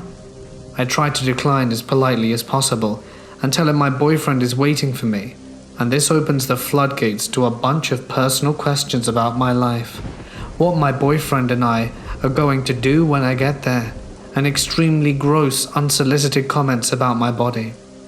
I've tried to block out his exact words, but it was incredibly vile, and at this point I'm sure that this is the end. I'm trapped in my own car. The gas station parking lot is empty and I can't call the police, and even if I could, would it be a bad idea? I wish I could tell you I had some genius idea that helped me to get out of this, but I didn't. I'm panicked and frozen, and finally agree to take him to where he supposedly wanted to go. He has me drive around this neighborhood, winding through dark side streets with a lot of seemingly abandoned houses for what seems like forever. He finally had me stop in a parking lot of a beauty salon where his friend supposedly works, and is going to get a ride with her to the hospital. The parking lot is on a very busy street and brightly lit. If he were going to end me, he picked a terrible place to do it. He was all over the place and speaking rapidly. Little details of his story kept changing consistently, as he's clearly high as a kite and probably mentally unstable too. All the while he continues to act like we were lifelong friends, and nothing about this entire situation was remotely terrifying. He keeps telling me he would give anything to trade places with my boyfriend. Ugh, gross. And I gently keep reminding him I need to be leaving, and he keeps telling me to stay because this friend will give me money and pay me back for helping his son out. I wonder why she couldn't just given him the money directly if that were the case.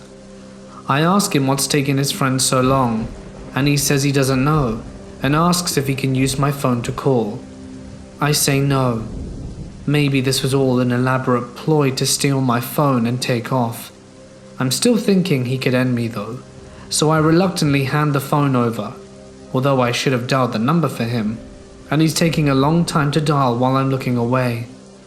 And then all of a sudden, he's looking up, and then before I know it, he's looking up the adult section of the internet, and has taken out his member there and then. I wish I had a way to prove this, and I know it sounds ridiculous, but it's true. At this point, the image is burned into my mind. Should have seen that one coming, I guess. I lose my cool and tell him to get out and that I'm done. What do you think he does?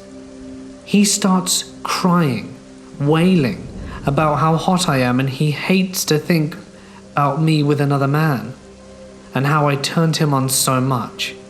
I'm staring at him in disbelief like, okay, but you need to get out now. He straightens up with a big smile on his face and goes, I'm just messing with you. I wouldn't cry like that. Are you sure you don't want to take me to a completely different location? Yes, I'm sure. I told him my boyfriend was probably worried about me, as I'd had to have been there an hour ago at this point, and somehow that got his attention, and he left. I drove to my partner's house shaking. He and I had just started dating at this point, and I didn't want him to think I was stupid or something, so I nonchalantly told him I was dealing with a creep at the gas station, and it took me a little while. Much later, I told him the real story, and he was appropriately horrified. I wish I could say it stopped there, but I started getting calls from all kinds of local numbers for the next few weeks. Only one voicemail was left, and it was just a lot of breathing and very faint words I couldn't make out. I'm creeped out by this, but tried to dismiss it as paranoia. One time, I actually answered, Hey, it's Mac. I have your money. I felt like I needed to throw up. I don't need it, leave me alone. I hang up as he starts rambling about how beautiful I am, and all this other stuff. How he can't wait to see me again. I block every strange number that's been calling me, and the calls stop. I can't imagine how he got it. My only thoughts was that when he opened my phone to call his friend, he looked at my contacts where my own number was displayed at the top. You may never wonder why I never called the cops. My city is extremely well known for its police using excessive force, especially in the downtown area. People regularly lose their lives by the police here, and I've personally witnessed someone being beaten up by the cops for quite minor infractions. I'm not intending to make this any kind of political statement or expressing my opinions here, but I genuinely felt like I would have been putting myself in further danger by calling the cops even after this were over. Best case scenario, nothing would have been done, and I would have been chewed out by the cops for being stupid enough to let this man in my car.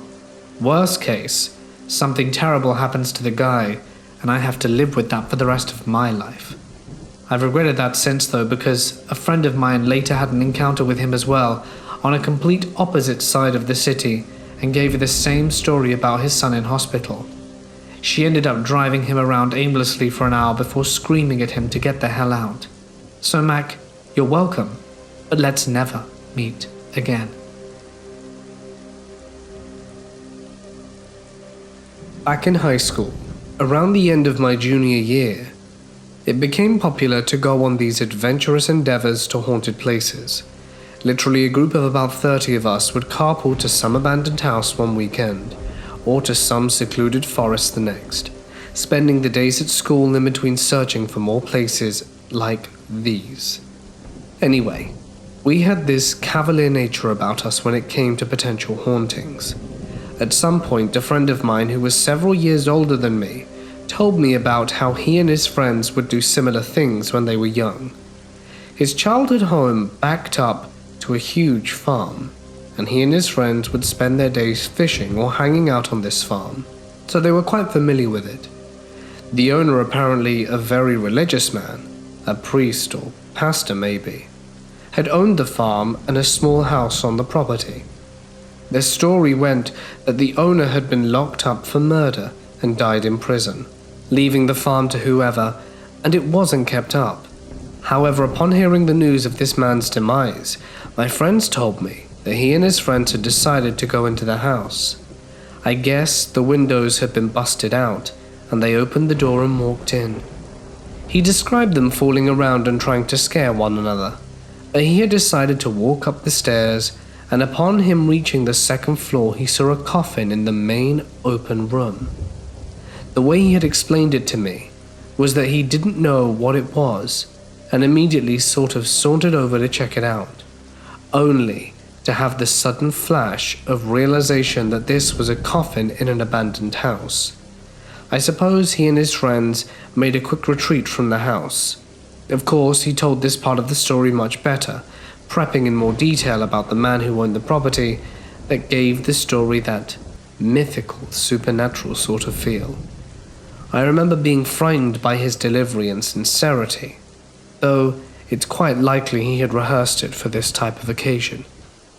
This story had taken place 15 years or so previous to him telling me. I told one of my adventurous cohorts the story, and we thought it would be a good idea to investigate it. I knew where this person had lived, so we assumed we could simply walk behind his house, find the farm, then the house.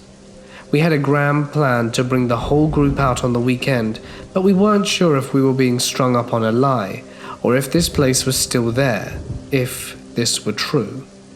Anyhow, after football practice one weekday, he and I drove out to the street my friend lived on. There was definitely a farm behind his and his entire street's homes.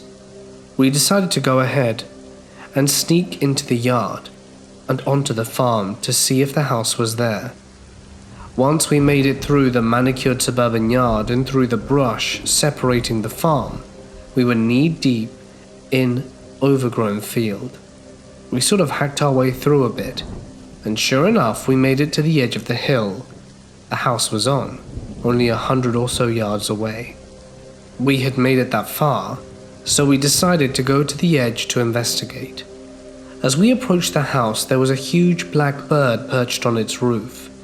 Once we were within 20 feet of the house, the bird flew away from the house and perched upon a tree adjacent to it.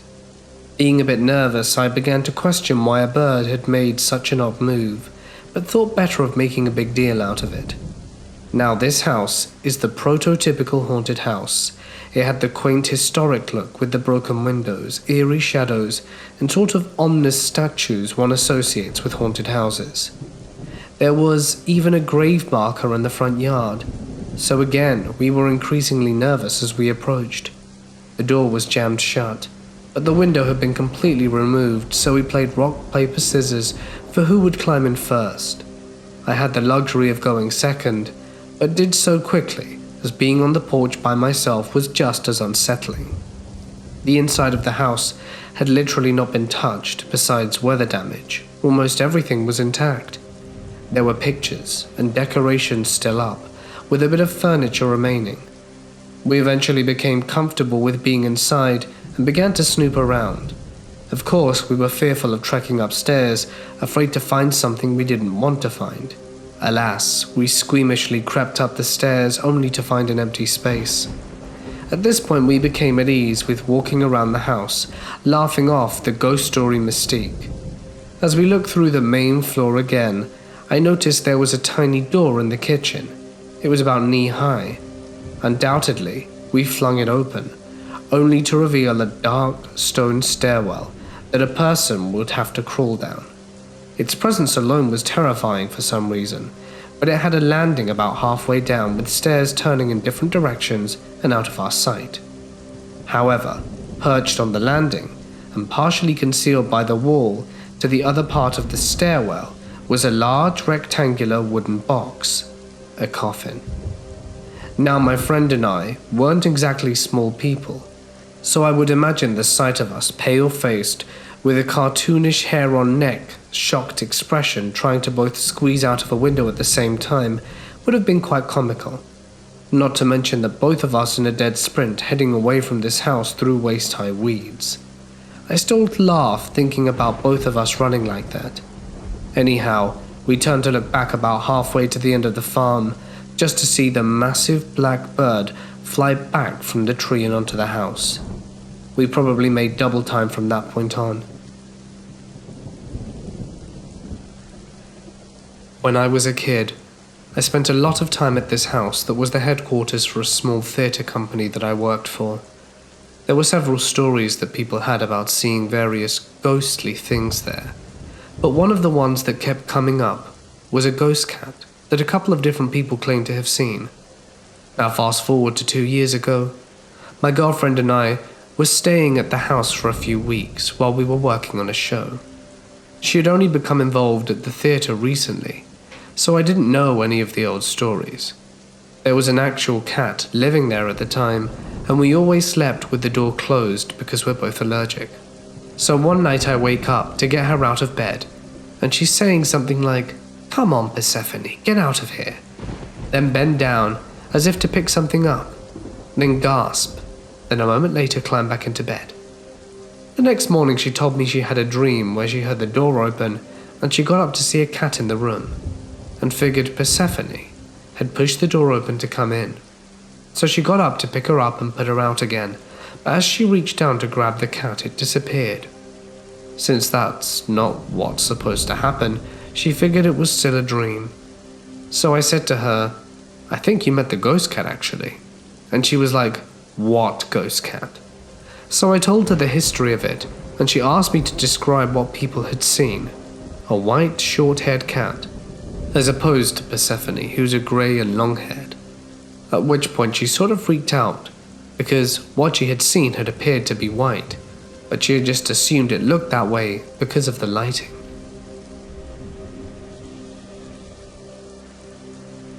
A few years ago, I worked with a real estate company as an inspector, which basically just meant I briskly walked in and around properties, snapping photos and checking that everything was okay. Unfortunately for me, I worked specifically with foreclosures, which meant I had to go into all the nasty houses that were messed up, spider-infested, broken into, or even recently abandoned and filled with people's stuff and dead rats. On any given day, I could drive as far as 2 hours away from my city to the houses. One day, I went to the country, in my neighboring state, Alabama. It was literally farmland, and I only had enough cell phone service to send a message. I went there for one house and absolutely hated it. It was a very old ranch-style house with a porch wrapping halfway around it, and was probably built in the early 1900s. It had 3 or 4 doors leading inside, although I could barely see them when I went in this day, because whoever was in charge of keeping the plants in front of the house had abandoned this post for several weeks. The plants had grown so tall that you could barely see or even get onto the porch, and there were various wasps and bees all around. When I arrived, I groaned about the sight. I seriously should have gotten hazard pay for this sort of thing. I had already gotten stung by a wasp at a previous house a few weeks ago, and was not looking forward to unleashing a full can of spray onto this situation once again just to get inside. This house had no working locks on the doors, so all we had was a padlock on one door, and I had to retrieve the keys from a lockbox that was yet on another door. I ducked my way towards the lockbox while avoiding the wasps that made their home in the rotting porch roof, sweating and anxious. Once I retrieved the key, I went back to the door with the padlock, and after about 5 times running back and forth, trying to avoid the wasps, I finally made it inside. I felt relief, but not too much. There were still random wasps inside because the doors weren't secure enough to keep them out.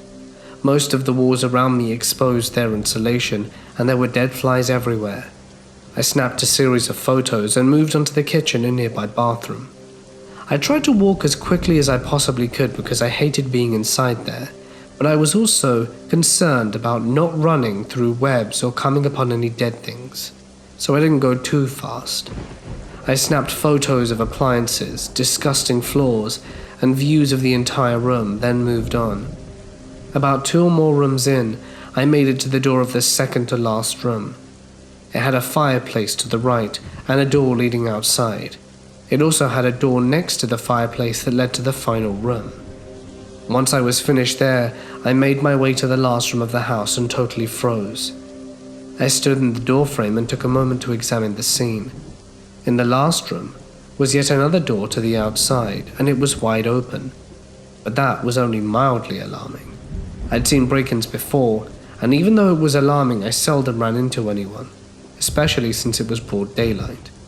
But there was one thing out there, and it was truly bothering me. It was a backpack, a drink, and food, sitting right next to the door inside the house. I was frozen with fear and anxiety, and quickly thought through what to do. I turned to my right, where I knew a closet was, a closet that held stairs to an attic. I quickly worried about if anyone could possibly be hiding up there.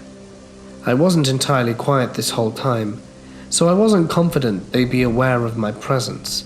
In fact, if anyone was there. Then I focused back on the door. I stayed really quiet, hyper-aware of any sounds. I didn't hear anything, so I decided to quickly and quietly leave. I raised my camera and quickly took 2 or 3 photos of the door and the items, then turned and power walked my way back through the house. I don't remember if I put the key back or not, but I know I definitely didn't care. I just wanted to get the hell out of there. Once I reached outside, I ran to the car, quickly got in, locked the doors, breathed fast and heavy in a cold sweat, goosebumps tingling all over me, and left. All that ran through my mind was fear of what could have happened, and the fact that I was so far from anyone who could have helped, with no way to call the police, and it made me shiver. At any other property, I would have just called the cops to report the break-in, but I couldn't even do that. My boss didn't send me back for a few weeks. When she did, she told me the plant should have been cut by now and everything should be good. I asked if she knew anything about someone who was still there, and she acted like it wasn't a big deal. That annoyed me. She said that they had finally sent for someone to fix the door, and that it should be fine. But I was still being sent alone, so it wasn't much comfort. In the end, I never saw any more break-ins on that property, but still hated going there. The first time I went back, I carried a screwdriver with me in one hand the whole time. Ever since, I've always had a heightened fear of intruders or videos with squatters in buildings without people knowing. It sort of gave me a new phobia. Thank God I was lucky enough to not encounter anyone alone.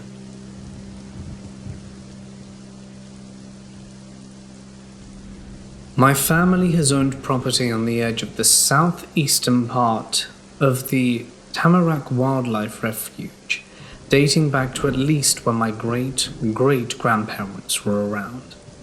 The property itself is absolutely massive, with 3 fields, a lake, and a forest all around it. In my opinion, it's a very unnerving place if you aren't able to force yourself to keep calm. Almost everyone who has lived out there swears they've seen something or another happen to them at some point.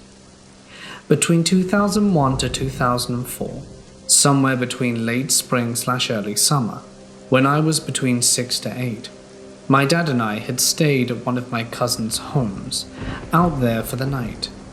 My cousin had gotten up early to go fishing and my dad had went to town for breakfast. He had asked if I wanted to go, but I said no, as I wanted to play video games. After what felt like forever, I was starting to get anxious and began wondering where everyone was, as there were 6 different houses out there at the time, and I hadn't seen anyone walk up or down the driveway all day. So I walk over to the kitchen window and look outside and notice what seems to be a rather large, very pale boulder. I had to do a double take and thought to myself that I hadn't ever noticed a boulder there before. The more I looked at it, the more unnatural it seemed. It looked like some humanoid hunched over on its legs, with its arms bent over its knees, kind of looking like T-Rex arms, but that's the only thing I can think of that it was similar to. I couldn't really see its face that well, but from what I saw it appeared to be blurred. This thing could have easily been at least 6 feet tall if it stood up. Now I was easily frightened as a child, but I had never felt terror like this before. I was overcome with dread and began to silently cry instantly. I crouched down under the windowsill, pressing myself as far against the wall as I could, scared out my mind, hoping my dad or cousin would come back. After what felt like forever, I heard a car driving up the driveway and looked. My dad had returned. I bolted outside nearly in hysterics, telling him what I had seen. I pointed to where it was, but nothing was there. One of my cousins, different from the previously mentioned one, lived further down the driveway, was walking with her boyfriend while it was dark. She had decided to play a prank on him as he was easily startled, and ran further down the driveway into the woods to jump out at him. She sees him turn on his flashlight in the distance, and he starts to call her name out. She gets a little closer to observe him, and sees him start to walk into another part of the woods. "What the hell are you doing?" she asks. He turns around and was terrified, and told her they need to leave now. She wanted to go see what he saw, but he insisted they go back to her house. Once there, He told her that he saw a pale creature with her face beckoning him into the woods. Present day. Earlier this week, the cousin I had mentioned in the previous paragraph went out to the driveway. She had moved in the 2-year gap with someone who was more sensitive to feeling an area, if that makes any sense. But they went out there and drove up and down the driveway, stopping at various spots, never getting out the car. They had stopped outside the house, and her friend began tensing up. Without prior knowledge of what I had seen before, she began to describe the same creature to my cousin. Naturally, they got the hell out of there for the night. They went back a day or so later, and it was just tense out there. They parked in front of my cousin's old house, and that's when it hit the fan. There was nothing but a feeling of malice coming from the woods to the left of them, and they both saw something big next to the car peering in. They don't know if they just psyched themselves out or what, but they left again. My cousin then told me about their experience, and me being driven to figure out what the hell this thing is that we've seen, asked to go back out there with them. So last night, my younger sister and I met up with them, and we all drove out there. My cousin and sister were kind of tense and apprehensive about going out there, as my sister has never felt comfortable there at all. We had the heat on in the car, as the girls were all cold while I was roasting. We get out there, and my cousin's friend and my sister both said that it felt very calm and still.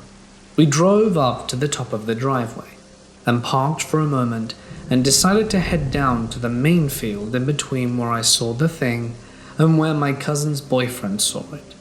We parked there, and after a moment everything got incredibly tense. The friend and my sister were both staring towards the house where my experience was, while my cousin and I were both staring straight ahead at the driveway, as we both thought we saw something slightly move. We sat there for a good 15 minutes before all of a sudden deciding that we need to leave that instant. I was very calm the whole trip, but after we left the field, I was suddenly freezing. The friend was kind of freaking out about something watching us and following us to the forest on the side. Once we got back on the main road, I felt a little sick, but only briefly. Then I wasn't freezing any longer. We have no plans to return to the property after dusk, at least not to investigate what exactly happened. But the events have us all confused. Any insight would be greatly appreciated.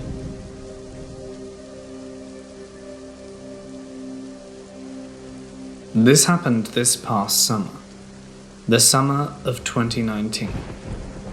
I have been paranormal hunting for about 15 out of my almost 30 years of life, so I have had plenty of experiences with all different types of entities.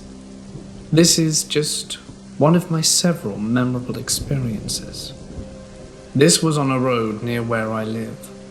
This road is completely forested, save for the bar at one end of the hiking trail on the occasion. Towards the middle of the road there is a path that leads to a tree that looks like it is bleeding, and is known as the bleeding tree or the hanging tree, because in the past that was a tree that was used for lynchings.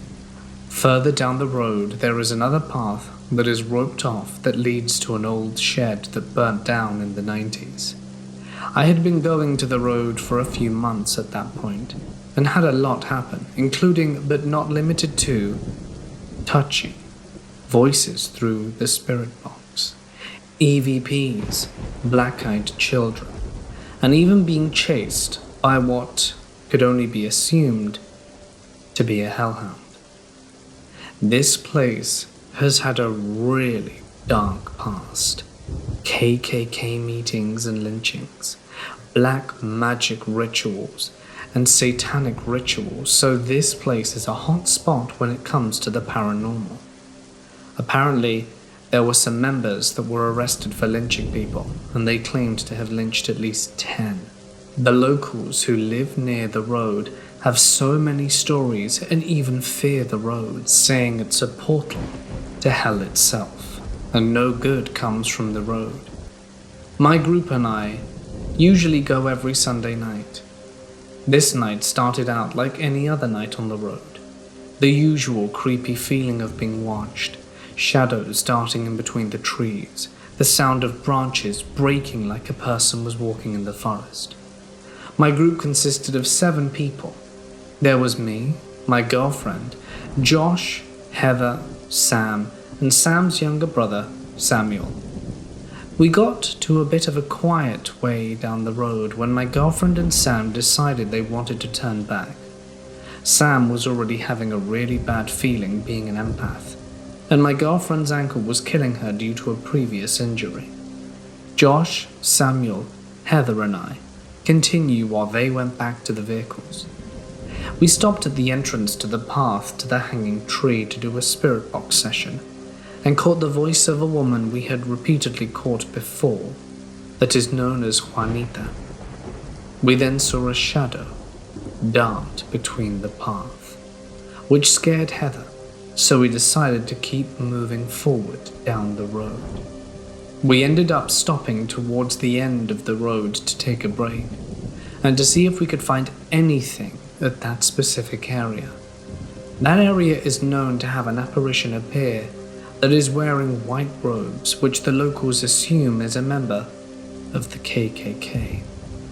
After about 5 minutes of seeing nothing, we decided to start another spirit box session where we tried to communicate directly with this entity.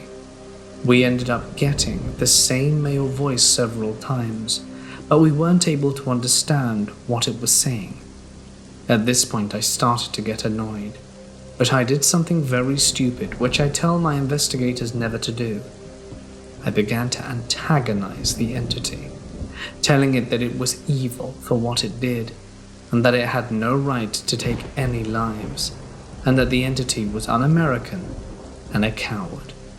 After calling it un-American, and while I said the word coward, we got a deep, growly voice through the spirit box screaming that he was going to kill us.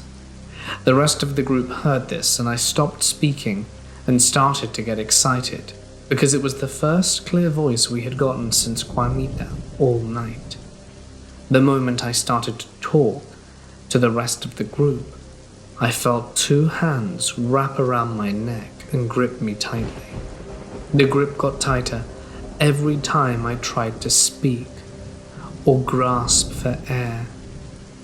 It got so tight at one point that I could feel it start to collapse my trachea. Almost as fast as it started, it disappeared, and I was left on the ground gasping for air. I suddenly felt like I got kicked in the side, which caused me to vomit. After that, we decided that the night was finished and called Sam to come pick us up. When we got back to the cars, I had my girlfriend and the rest of the group check me, and I had bruise marks all over my neck as if someone had been strangling me. After that, we just said our goodbyes and went home. This is one of the many tales I have of this road. This experience happened about a week after the last one. Myself and 2 other people from the previous group, Josh and Samuel, went to another location in a nearby city that the city locals call Hell. The place used to be an old paper mill until it burnt down back in the 80s, and 75 people lost their lives. Since then, it has become the local teen hangout, and every single one we have interviewed has had an experience there. The teens have done pretty much everything from using Ouija boards to holding satanic rituals in the building.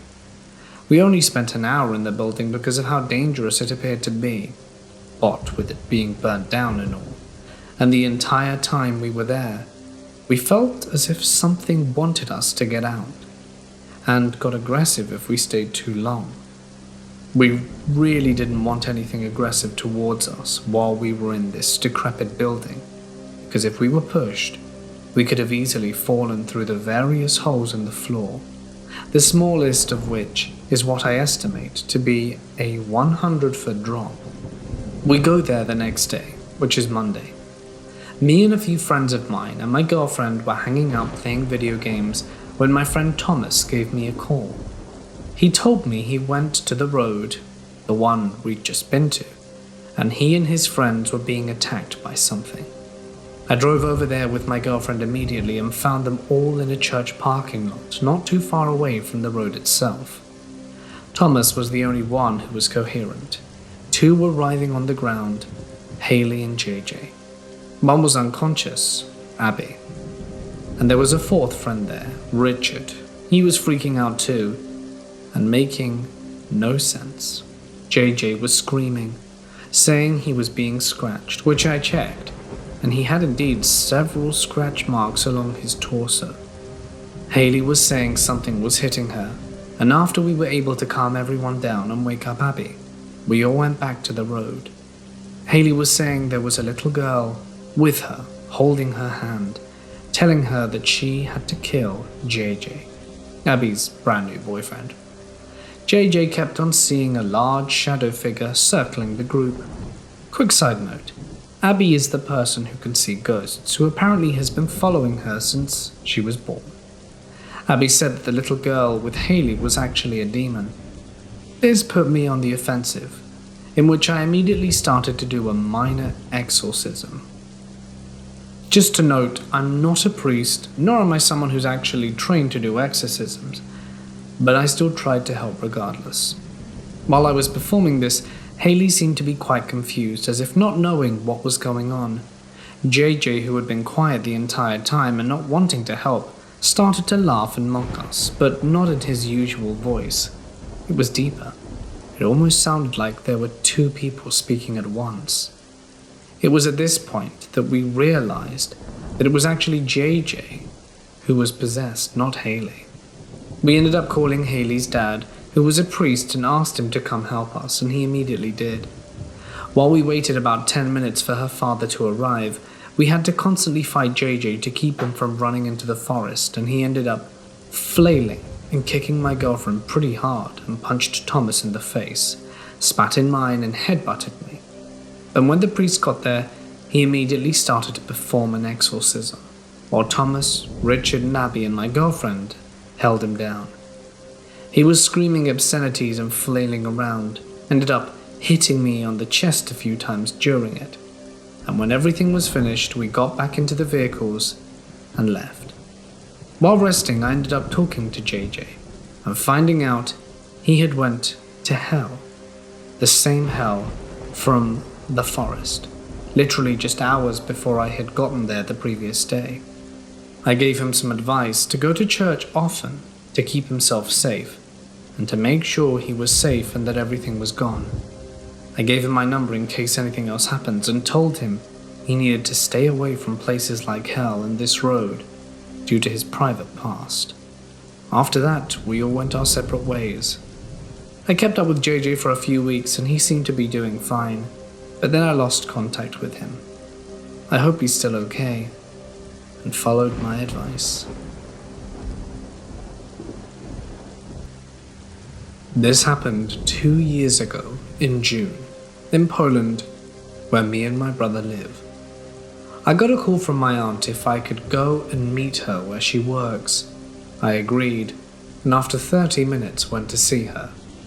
She asked me if I could look at the place where she worked because she needed to leave and see her boyfriend, Daniel. I asked why, and she explained that just before she called me, Daniel had called her. He and 2 of his friends, Francis and John, were at a road trip not too far from where we live. They decided that they want to do a short trip and shoot some wind cheater guns for fun. They decided to drive to a point on the hill where a small old bunker is. The bunker is so small that only 2 people can enter, and it's only 1 room with windows fronting every direction. It's there because of the World War, and we live on the border of Germany. My aunt said that for now that's all she knows, and she needs to go to them because somehow they can't leave, and that they were scared to their cause. I stayed at her place of work, which is a cigarette shop, and waited for her to return. They got back 10 minutes later, and as I said before, they were closer to our location. When they left the car, my aunt's boyfriend sat in the front of the shop with his friends, and they were pale from fear. And when I say pale, I mean their faces were basically white, and they weren't saying a word. I waited patiently for them to tell me what had happened. When they arrived at the spot, nothing was wrong. They went out of the car and started to prepare the air guns. They went onto the roof of the bunker, which was around 1.5 meters high, and started to shoot for fun. They were shooting the rocks, not people, because there was no one around. And as they'd finished, they started going down from the bunker. And it was in that moment that they noticed something very strange. Their car was standing there in plain sight around 10 meters from where they were shooting from. At first glance, nothing had changed. But then one of them noticed that there were bricks piled up from the ground up to the chassis of the car around every single wheel. It was like they had drove straight into the middle of some kind of wall. But let's not forget that it was an area close to an old bunker with an old dirt road, and there was 0% of possibility that they had not noticed it after leaving the car. All three of them had ran straight into the car and locked themselves in. Daniel was the one who was driving that day, and he started the car normally, but the vehicle just wouldn't move. Like these little walls around the wheel were strong enough to prevent them from driving away. They all started panicking at that point. John ran out the car and started kicking the bricks to set the car free. At some point he was certain that it was enough and that the walls were destroyed to the point that maybe they could leave now. He entered the car. Daniel tried again, but now the car wouldn't even start. The third guy called a friend from a city near to their location and asked if they could tow their car. He agreed, but after 10 to 15 minutes called them back. He was standing on the road down the hill and was seeing them. He called to ask for directions because somehow he couldn't find the way that led up to the hill. At some point he started screaming that something out in the woods was near them and was running straight for the car. Francis said that the guy was screaming like he was scared for his life. The only problem was that they were not seeing anything running at them. Nothing had left the woods, which they were all seeing from close up. At this point, they were all screaming and it was very hectic. The funny thing is that the guy who was supposed to be helping them just hung up and left them there. After a few minutes of straight-up panic, they managed to stay quiet for a moment, just to try and hear if anything is walking nearby. And after a few seconds of silence, something knocked on the window of the car. The knock sounded like it was made by something metallic and large. It was the window on the right side of the car facing the forest. It was at that point Daniel called my aunt, and then she called me and went to get them. Daniel was really scared while telling us what had happened. But it wasn't the strangest thing.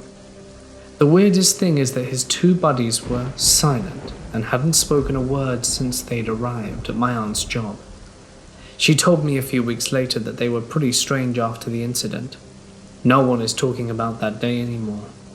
So I'm still curious about what actually happened there. To my knowledge, the bricks are still there.